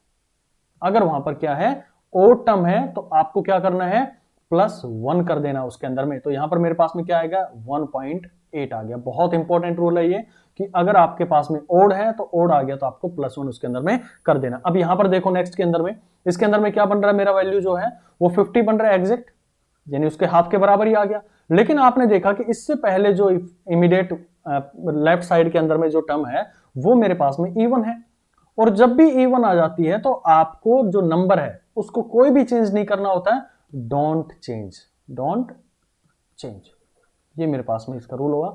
तो यहां से आपका सिग्निफिकेंट फिगर क्या बनेगा, 1.6, और इसका जो राउंड ऑफ करने के बाद में मेरी जो वैल्यू आई है वो 1.8 आई है। अब किसी के दिमाग में आया जी नहीं, मैं ये करता हूं 7500 करना है, मैं अगला करता हूं 1 पॉइंट में 4500 मेरे को करना है, और इनका राउंड ऑफ करना है मेरे को। तो राउंड ऑफ कर लो भाई, यहां पर मेरे पास में क्या है, ये 5 है, यानी कि मेरे पास में 500 हो गया, 2 डिजिट तक मुझे लेके जाना है, वो मेरी एज पर क्वेश्चन मुझे देखना पड़ेगा कि 2 तक लेके जाना है, 3 तक लेके जाना है, मैं उसी के अकॉर्डिंग चलूंगा। तो ये मेरे पास में वैल्यू क्या बनी है, ओड टर्म बनी है, और ओड आई है तो मेरा ये वैल्यू चेंज होगा और कितना हो जाएगा, 1.8 हो जाएगा। इसके अंदर में आपको 500 से पहले क्या आई है, 4 आई है, यानी कि इवन टर्म आई है, तो आपका जो वैल्यू रहेगा वो 1.4 ही रहेगा। तो ये आपका सिग्निफिकेंट फिगर्स का एक सिग्निफिकेंस होता है, कैसे आप लोगों को इनको यूज करते हैं। 5 रूल मैंने आप लोगों को समझाए, फिर से एक क्विक रिवीजन आप लोगों को देता हूं मैं 5 रूल्स का। बहुत इंपॉर्टेंट है ये कि जितनी भी मेरे पास में नॉन जीरो डिजिट्स होती हैं वो सारी क्या होती हैं, अपने आप में सिग्निफिकेंट होती हैं। नेक्स्ट आप लोगों ने इसके अंदर में समझा कि जो भी जीरो होते हैं, अगर 2 नॉन जीरो डिजिट्स के बीच में आ रहे हैं तो उनका अपने आप में एक सिग्निफिकेंस है, क्योंकि वो मेरे को एक प्रिसाइजनेस की तरफ में, या फिर मैं बोलूं कि मुझे वो एक्यूरेसी की तरफ में लेकर जाते हैं। ठीक, नेक्स्ट आपको मैंने समझाया तीसरा रूल कि जितने भी लीडिंग है, यानी कि आप लोग इसके अंदर में पहले देख रहे थे कि जो नंबर्स हैं उनसे पहले ये लोग आ रहे हैं इसके अंदर में, और जैसे इसके अंदर मैंने कहा कि 0, 5, 4, 2, तो इस जीरो का कोई इंपॉर्टेंस नहीं है मेरे लिए, तो हम इनको अवॉइड कर सकते हैं। तो टोटल सिग्निफिकेंट फिगर मेरे पास में ये बनेगी। तो ये रूल मेरे पास में तीसरा आया। चौथा रूल जो आपने समझा कि जितने भी मेरे पास में ट्रेलिंग जीरो है, क्या बोलते हैं इनको, ट्रेलिंग जीरो होते हैं, जो पीछे की साइड में लगे होते हैं इनको ट्रेलिंग जीरो के नाम से जानते हैं। तो सभी का यहां पर सिग्निफिकेंस होता है और सभी जीरोस को हमें इंक्लूड करना भी चाहिए। नेक्स्ट हम देखते हैं पांचवा रूल। पांचवें रूल में कहता है कि अगर आपका एक्सपोनेंशियल के अंदर में पावर चली गई है 10 की पावर 6, 10 की पावर 20, कुछ भी आ गया, तो उनका कोई मेरे लिए सिग्निफिकेंस नहीं है, क्योंकि मुझे मेरा जो वैल्यू है वो कहीं ना कहीं डिफर कर जाएगा। ये चीजें चेंज हो गई तो ये तो मेरे लिए फिक्स हो गया ना, 10 की पावर 6 है तो फिक्स है मेरे लिए। लेकिन ये अगर वेरी कर गया, तो अगर थोड़ा सा भी इनके अंदर में चेंज आता है तो बहुत बड़ी कैलकुलेशन के अंदर में आपको चेंज देखने को मिल सकता है। तो इसके लिए मेरे लिए सिग्निफिकेंट क्या रहेंगी, ये वैल्यूज रहेंगी। जैसे लाइट, स्पीड ऑफ लाइट के अंदर में ये वैल्यू का मेरे लिए इंपॉर्टेंस है। ये सिर्फ मेरे को ये बताएगा कि इतने लाख तक मैं इसको लेकर जा सकता हूं, या फिर हम ये कहें कि बड़ी संख्या को लिखने का ये तरीका है। सिर्फ आप इसको किलोमीटर के अंदर में लिख रहे हैं, मैं इसको लिख देता हूं, मान लो लेट सपोज कि मैंने लिखा 3 लाख किलोमीटर, ऐसे लिख दिया मैंने, तो मेरे लिए क्या है, यहां पर सिर्फ 3 का वैल्यू है ना, इन लाख का मतलब नहीं है मेरे लिए। ये तो सिर्फ एक मेरे को दिखा रहा है कि भाई हाँ इतनी बड़ी मेरे लिए कैलकुलेशन है ये, बस इतना सा आपको ध्यान रखना था। तो 5 रूल थे, इनसे बाहर कोई भी क्वेश्चन नहीं बनता है। प्रीवियस ईयर पेपर्स के अंदर में भी क्वेश्चन आया हुआ है, मैं आप लोग को उसके अंदर में दिखाऊंगा, और ये इनका इंपॉर्टेंस अब जो आगे टॉपिक आएगा ना उसके लिए ज्यादा होता है, डायरेक्टली तो रेयरली आप लोगों से पूछा जाता है। चलो नेक्स्ट हम इसके अंदर में देखते हैं। अगला जो मैंने बताया आपको राउंडिंग ऑफ करने का तरीका बताया कि अगर मान लो मेरे पास में आपने जो लास्ट डिजिट है वो मैक्सिमम कहां तक जा सकती है, वो मैक्सिमम डिवाइडेड बाय 2 करते हैं। अगर वो मेरे पास में जो वैल्यू है वो लेस देन उससे आ जाती है, तब तो आप क्या करते हैं, उसको एज इट इज रखते हैं। अगर वो वैल्यू मेरे पास में ग्रेटर देन आ जाती है तो आप क्या करते हैं, उससे इमीडिएट वाले को एक +1 कर देते हैं। जैसे इसके अंदर में किया आपने कि 4 ये मैक्सिमम 5 तक जा सकता है, सॉरी 10 तक जा सकता है, इसकी हाफ जो है 5 आया, लेकिन ये जो वैल्यू था 2 ये 5 से छोटा था, तो इसको हमने एज इट इज रख दिया, उसके अंदर में कोई भी चेंज नहीं डाला। नेक्स्ट हमने देखा कि ये वैल्यू थी 100 तक जा सकती है, इसका हाफ कितना आएगा 50, उसमें आपने देखा कि ये वैल्यू मेरी ग्रेटर हो रही है, तो मैंने इसका जो इमीडिएट वैल्यू था वो मैंने राउंड ऑफ करने के लिए इसको एक इंक्रीज कर दिया, दैट इज 7.5 आ गया। चलो भाई आगे बढ़ते हैं। ये अगला रूल बताया कि भाई मेरे पास में अगर एग्जैक्ट आ जाए, जब एग्जैक्ट आ जाए तो आपको क्या करना होता है, तो आपको करना होता है उसको कि अगर ओड है तो आपको कर देना +1, अगर आपका इवन है तो उसको क्या करना है, डोंट चेंज। ये समझ में आ गया होगा। अब बात करता हूं कि अगर मान लो मेरे पास में मुझे प्लस करना पड़ गया, एडिशन करना पड़ गया, या सब्ट्रैक्शन करना पड़ गया, या फिर मेरे पास में मल्टीप्लिकेशन करना पड़ गया, या फिर मुझे डिवाइड करना पड़ गया, तब मैं इनसिग्निफिकेंट फिगर का कैसे यूज करूंगा। चलो क्वेश्चंस के साथ में इनको समझेंगे। क्वेश्चन नंबर 1 की बात कर लेता हूं। तो सबसे पहले हम देखते हैं कि प्लस के अंदर में क्या करेंगे और माइनस के अंदर में क्या करेंगे। तो रूल याद रखेंगे इसके लिए, जब भी मैं प्लस और माइनस करता हूं तो जो मेरे पास में लिस्ट डेसिमल नंबर होता है, जो सबसे कम डेसिमल नंबर होंगे जिसके अंदर में, हमें डिजिट से मतलब नहीं है इसके अंदर में, हमें सिग्निफिकेंट फिगर से मतलब नहीं होता प्लस और माइनस के अंदर में, जो लिस्ट डेसिमल होंगे वो मुझे अपने आंसर के अंदर में चाहिए होते हैं। जैसे मैं क्वेश्चन लेता हूं आप लोग के लिए, एक है मेरे पास में वैल्यू 33.3, नेक्स्ट वैल्यू है मेरे पास में 3.11, और नेक्स्ट वैल्यू है मेरे पास में 0.313। आप इसका समेशन करो, जब आप इसका सम करेंगे तो आपके पास में आंसर आएगा, दैट इज 36.723। ये आपके पास में आंसर आ गया। अब मैंने रूल क्या बताया था कि जो लिस्ट डेसिमल है, यानी कि जो पॉइंट के बाद में जिसके पास में कम से कम संख्याएं हैं, वो आपको यूज करनी। अब यहां पर देखो, इसमें पॉइंट के बाद में कितनी संख्या है भाई, एक है, इसमें पॉइंट के बाद में दो है, इसमें पॉइंट के बाद में तीन है। तो आपका आंसर कहां तक सीमित रहना चाहिए, आपका आंसर कम से कम वाली तक सीमित रहना चाहिए, यानी कि आफ्टर डेसिमल एक तक मुझे अपनी कैलकुलेशन को लेकर जाना है। अब ये मेरे पास में आया आंसर 36.723। अब याद करो अपने राउंडिंग ऑफ को। राउंडिंग ऑफ क्या बोलता था कि अगर आपको राउंडिंग ऑफ करने के लिए मुझे 7 तक लेके आना पड़ेगा, तो इसको मुझे क्या करना पड़ेगा, 23 को राउंड ऑफ करना पड़ेगा। अब समझो कि राउंडिंग ऑफ ये मैक्सिमम कहां तक जा सकती है, 100 तक जा सकती है। इसका हाफ कितना हो गया, 50 हो गया। अगर ये वैल्यू 50 से कम आ रही है तो मेरे नंबर के अंदर में कोई चेंज डालने की मुझे जरूरत नहीं पड़ेगी। तो 36.7 is the right answer of this question. ये समझ आई चीज कि मैंने लिस्ट डेसिमल तक क्यों लेके गया, क्योंकि ये रूल है कि अगर मैं प्लस और माइनस कर रहा हूं तो मेरी जो सिग्निफिकेंट फिगर है, मुझे इन डिजिट से मतलब नहीं होता कि कितनी मेरे लिए सिग्निफिकेंट आई है, ये इनसे मतलब नहीं है। मुझे ये मतलब है कि पॉइंट के बाद में कितनी दूर तक मैं जा रहा हूं, जो कम से कम जा रहा हूं वो मेरे को अपने आंसर के अंदर में यूज करनी चाहिए। नेक्स्ट एक क्वेश्चन और ले लेता हूं इसके अंदर में। मान लो मेरे पास में क्वेश्चन है, क्वेश्चन नंबर 2, 3.1421 है। नेक्स्ट मेरे पास में टर्म दी गई है 241 दी गई है, नेक्स्ट टर्म दी गई है 0.09 दिया गया। आप इसको समेशन करो तो आप पाएंगे कि ये आंसर आएगा 3.4731। ये आपके पास में आंसर आ गया। लेकिन मुझे क्या करना है, इसको राउंडिंग ऑफ करना है, क्योंकि अलग अलग डिजिट्स मेरे को क्वेश्चन के अंदर में गिवन है। तो राउंडिंग ऑफ करने के लिए मुझे क्या मतलब है, पॉइंट के बाद में मिनिमम किसके पास में, तो यहां पर 2 है, यहां पर 3 है और इसके अंदर में भाई 4 है। तो मैं अपनी कैलकुलेशन को 2 डिजिट तक लेके जाऊंगा। तो 2 डिजिट तक लेके जाना है तो 3.4731, इसको कहां तक का आपको राउंड ऑफ करना पड़ेगा, इन दो टर्म्स को आपको राउंड ऑफ करना पड़ेगा। अब ये 2 कहां तक जा सकती है, 100 तक जा सकती है। इसका हाफ कितना हो गया, 50 हो गया। ये वैल्यू मेरी क्या है, 50 से कम है, तो 50 से कम है तो ये वैल्यू मेरी कोई भी चेंज नहीं आएगा। So right answer is 3.47 of this question. ऐसे कितने भी क्वेश्चन आप लोग कर सकते हैं, कितने भी आप इसके अंदर में बना सकते हैं। चलो नेक्स्ट अब जो टाइप देखता हूं मैं, वो देखता हूं मल्टीप्लीकेशन और डिवाइड को लेकर। तो इनके अंदर में हमें क्या करना होता है, ये बहुत इंपॉर्टेंट है।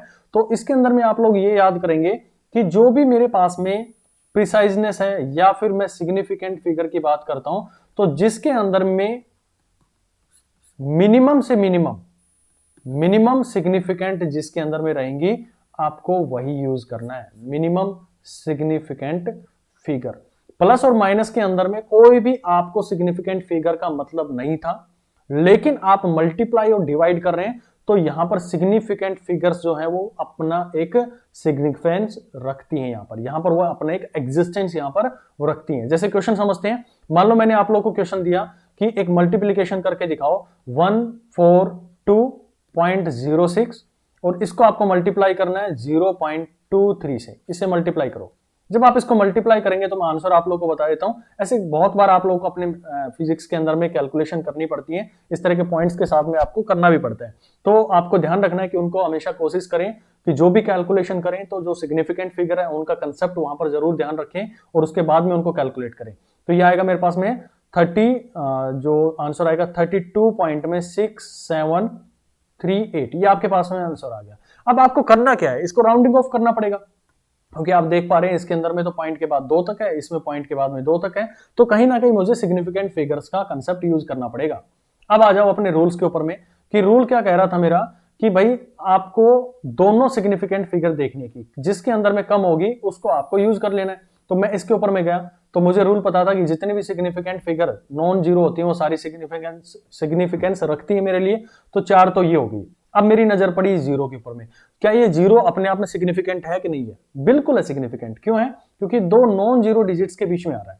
अगर ये आ रहा है तो इसका भी मेरे लिए क्या हो गया, एक इंपोर्टेंस हो गया, यानी कि 1 2 3 4 5 इसकी सिग्निफिकेंट फिगर हो गई 5। अब नीचे वाले पे आओ, क्या इस जीरो की कोई इंपोर्टेंस है, पहले तो नॉन जीरो के ऊपर पे आ जाओ। तो नॉन जीरो मेरे पास में 2 है और 3 है, 2 सिग्निफिकेंट फिगर आ गई।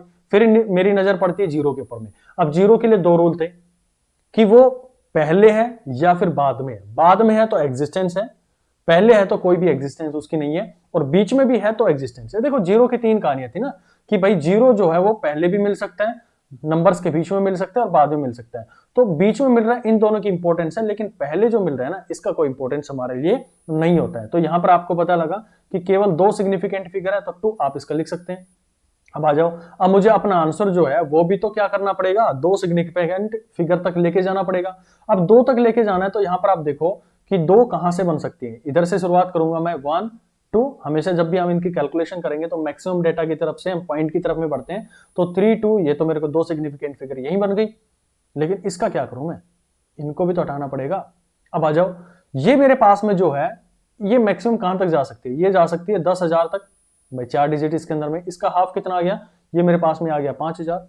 अब देखो क्या ये जो वैल्यू है मेरे पास में वो 5,000 से ज्यादा है या छोटी है, तो आपने देखा कि 5,000 से ज्यादा है, तो इससे इमीडिएट पहला टर्म जो रहेगा वो क्या हो जाएगा, इंक्रीज हो जाएगा। यानी इसका आंसर क्या आ गया मेरे पास में 33। अब देखो इसके अंदर में कितने सिग्निफिकेंट फिगर, यहां पर भी आपके पास में 2 सिग्निफिकेंट फिगर आ गए। तो जब भी आपके पास में सिग्निफिकेंट फिगर के रिलेटेड क्वेश्चन बनते हैं वो इन्हीं चीजों से डील करते हुए आप लोगों को देखने को मिलेंगे। लेट अस सपोज मैं एक डिवाइड का और ले लेता हूं आप लोगों के लिए।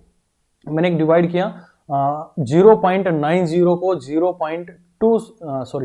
0.90 को मैंने डिवाइड किया है 4.26 से। कोई भी मैंने रैंडम डाटा इसके अंदर में उठा लिया, क्योंकि मैंने इसका कैलकुलेशन कर रखा है, तो मैं आप लोगों को सीधा इसका आंसर देता हूं, दैट इज 0.211267 ये मेरे पास में आ गया।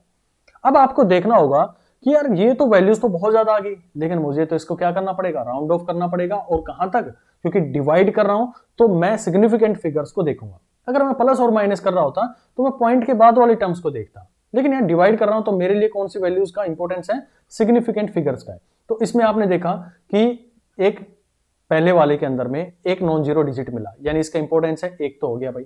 अब मेरी नजर जीरो पर पड़ी, जीरो दोनों तरफ में, एक पीछे की साइड में और एक यहां पर भी है। तो इस जीरो की तो मेरे लिए कोई इंपॉर्टेंस नहीं है, ट्रेलिंग जो लीडिंग वाले उनकी तो कोई इंपॉर्टेंस नहीं होती है। लेकिन जो लीडिंग वाले होते हैं, सॉरी ट्रेलिंग वाले होते हैं, उनकी जो पीछे लगे होते हैं उनकी तो इंपॉर्टेंस है, क्योंकि इसकी वैल्यू 1 2 3 4 वेरी कर सकती है, तो मेरी कैलकुलेशन भी उसके साथ में वेरी करेगी। ये मेरे पास में आ गया 1, यानी कि टोटल मेरे पास में कितनी होगी सिग्निफिकेंट फिगर 2 हो गई।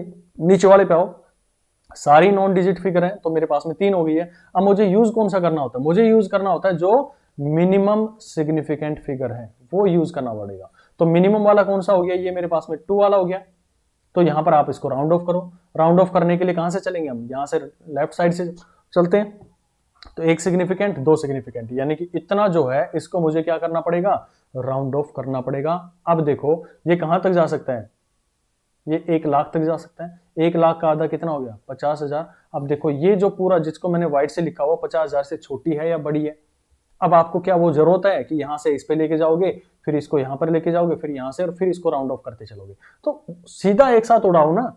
जब आपको पता है कि वह 50,000 से छोटी है तो इसका कोई मेरे लिए इंपॉर्टेंस नहीं है, यानी कि ये मेरे लिए क्या हो गई, छोटी वैल्यू है 50,000 से, तो ये कोई भी इफेक्ट इसके ऊपर में नहीं करेगी राउंड ऑफ के लिए। तो मेरा जो आंसर आएगा that is 0.21 is the right answer of this question. अब देखो क्या मेरी जो मिनिमम सिग्निफिकेंट फिगर थी वो कितनी थी, 2 थी। क्या मुझे आंसर के अंदर में भी 2 मिली है, 1 एंड 2, तो 2 ही सिग्निफिकेंट फिगर मेरे को यहां पर भी मिली है। So this is the right answer of this question. तो यहां तक आपका क्या हो गया, सिग्निफिकेंट फिगर का कंसेप्ट जो था वो बिल्कुल क्लियर हो चुका है, और आपका जो यूनिट एंड डायमेंशन का है वो लगभग चैप्टर आपका कंप्लीट हो गया है। अब 2 टॉपिक हमारे पास में रहते हैं जिनको हम जानते हैं मेजरमेंट के डिवाइसेस के नाम से, जिनके ऊपर में बहुत अच्छे क्वेश्चंस आप लोग के बनते हैं। तो मेजरमेंट डिवाइस के अंदर में एक मेरे पास में बनता है वर्नियर कैलिपर, और दूसरा जो यहाँ पर बनता है दैट इज स्क्रू गेज। इसको हम नेक्स्ट लेक्चर के अंदर में देखेंगे, क्योंकि बहुत इंपॉर्टेंट टॉपिक है।